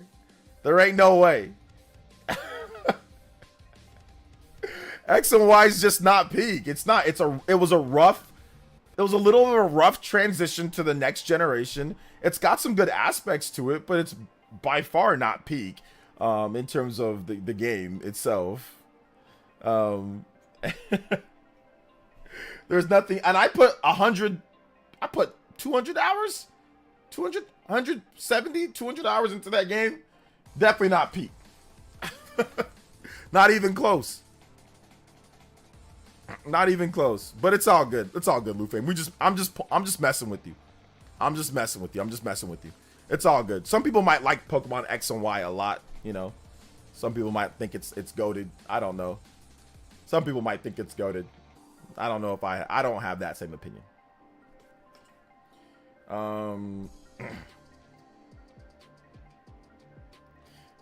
No, let's get this down to a T. Pokemon Legends is a sub-main series. It's not a spin-off like Pokemon Mystery Dungeon, Pokken Tournament, you know, games like that. Or like Pokemon Snap. It's not quite like that. It is a sub-main series. So for example, Pokemon Legends Arceus is connected story-wise to the actual main Pokemon games. You know, it's actually connected, because I don't want to spoil it, but Pokemon Diamond and Pearl and like the actual Diamond and Pearl, that gen, and Pokemon Legends are obviously directly connected story-wise, like super connected story-wise. And it connects back. Events that happened in Pokemon Legends Arceus is the actual canon for the Pokemon series. So it is a sub of the main series of the core games. There's the core games, which are the 2-version multiplayer turn-based, and then Legends is a sub-series to tell more stories within the greater overall space of Pokemon. So keep that in mind. If you've beaten Legends Arceus, you know exactly what I'm talking about, okay? Because it directly connects canon story-wise to Pokemon Diamond and Pearl and to the Pokemon universe. Like, you learn very important things on what happened in the overall story. Pokemon has a general story. It does. And Pokemon Legends Arceus is it's essentially like a prequel to like almost everything, right? So it's very important in the overall Pokemon story. So yeah, it's not the same core series. It is a sub mainline that connects to it. So keep that in mind. Obviously, it's a spin-off gameplay wise. It's not the same. It doesn't have the multiplayer. It doesn't have all the aspects of what you expect. But in terms of story, it is absolutely a main story connected. So keep that in mind. You know, the Pokemon Company, like, they don't come out flat out and say things. Joe Merrick said this, and once again, if you play Pokemon Legends and beat it and understand the story, you know exactly what I'm talking about, you know? But yeah, there's been talk, like, if it is, there's a lot of confusion if it is or not, you know? But yeah, that's the official 100% on Pokemon Legends, you know? Let's see. It's canon, but it's not mainline. Legends doesn't define a new gen. I'm talking about the core series. Yeah, it's core, but when you say not mainline, people think that not mainline means non-canon. You know, so that's the only thing that it might be like. I would just call it like a sub mainline series, like not core, non-core, or sub mainline. You know, the sub series, like it's to go right next to it. It helps add backstory to the main thing. So but if you say it's like not mainline, then people say no, it is mainline, you know? Like, so it confuses people when you say it that way, right? OJ, Game Freak has been recycled the same Pokemon from X and Y for all the recent games. Gotta give X and Y credit. All right, there you go. Sorry, your termination. Yeah, no, I know what you meant, what you're trying to say with it. But like I said, people get confused like if you explain it in certain types of ways. And I've actually been guilty of saying the same thing. And I've had people have to correct me on Twitter. Joe Merrick's corrected me one time on Twitter. I think I had like Philly Beats, like a lot of the hardcore Pokemon guys. I use the same terminology and they corrected me like crazy. So I'm like, oh, okay, hold up. Let me not confuse people, or let me get it right. But no, what you're saying isn't wrong though, Jacob. Like, I get what you're trying to say, you know? All right, take it easy, Jose. Thanks for coming out to the stream. All right, guys, we are going to wrap it up here. We have hit our 3-hour mark. So I want to say thank you to everybody that came out to tonight's stream. Shout outs. Thank you guys for all the discussions and comments. It was a lot of fun. So if you have not seen my most recent video, check out my most recent video right here, man. I appreciate you. Lou Flame, I didn't mean to flame you tonight, man. I'm just messing with you. Feel free to come back. I promise I won't. I won't pick on you as much. But seriously though, guys, thank you so much for coming out to tonight's stream. It was a lot of fun. We'll be back tomorrow with more streaming, more content, more awesomeness. I want to say thank you to everybody that dropped donations. Thank you to everybody that came out and supported the stream. Shout outs to all the Elite Ninjas that dropped memberships. I appreciate all of you guys. All right. Thank you so much, man. And yeah, we will see you guys for the next one. All right, guys. Peace.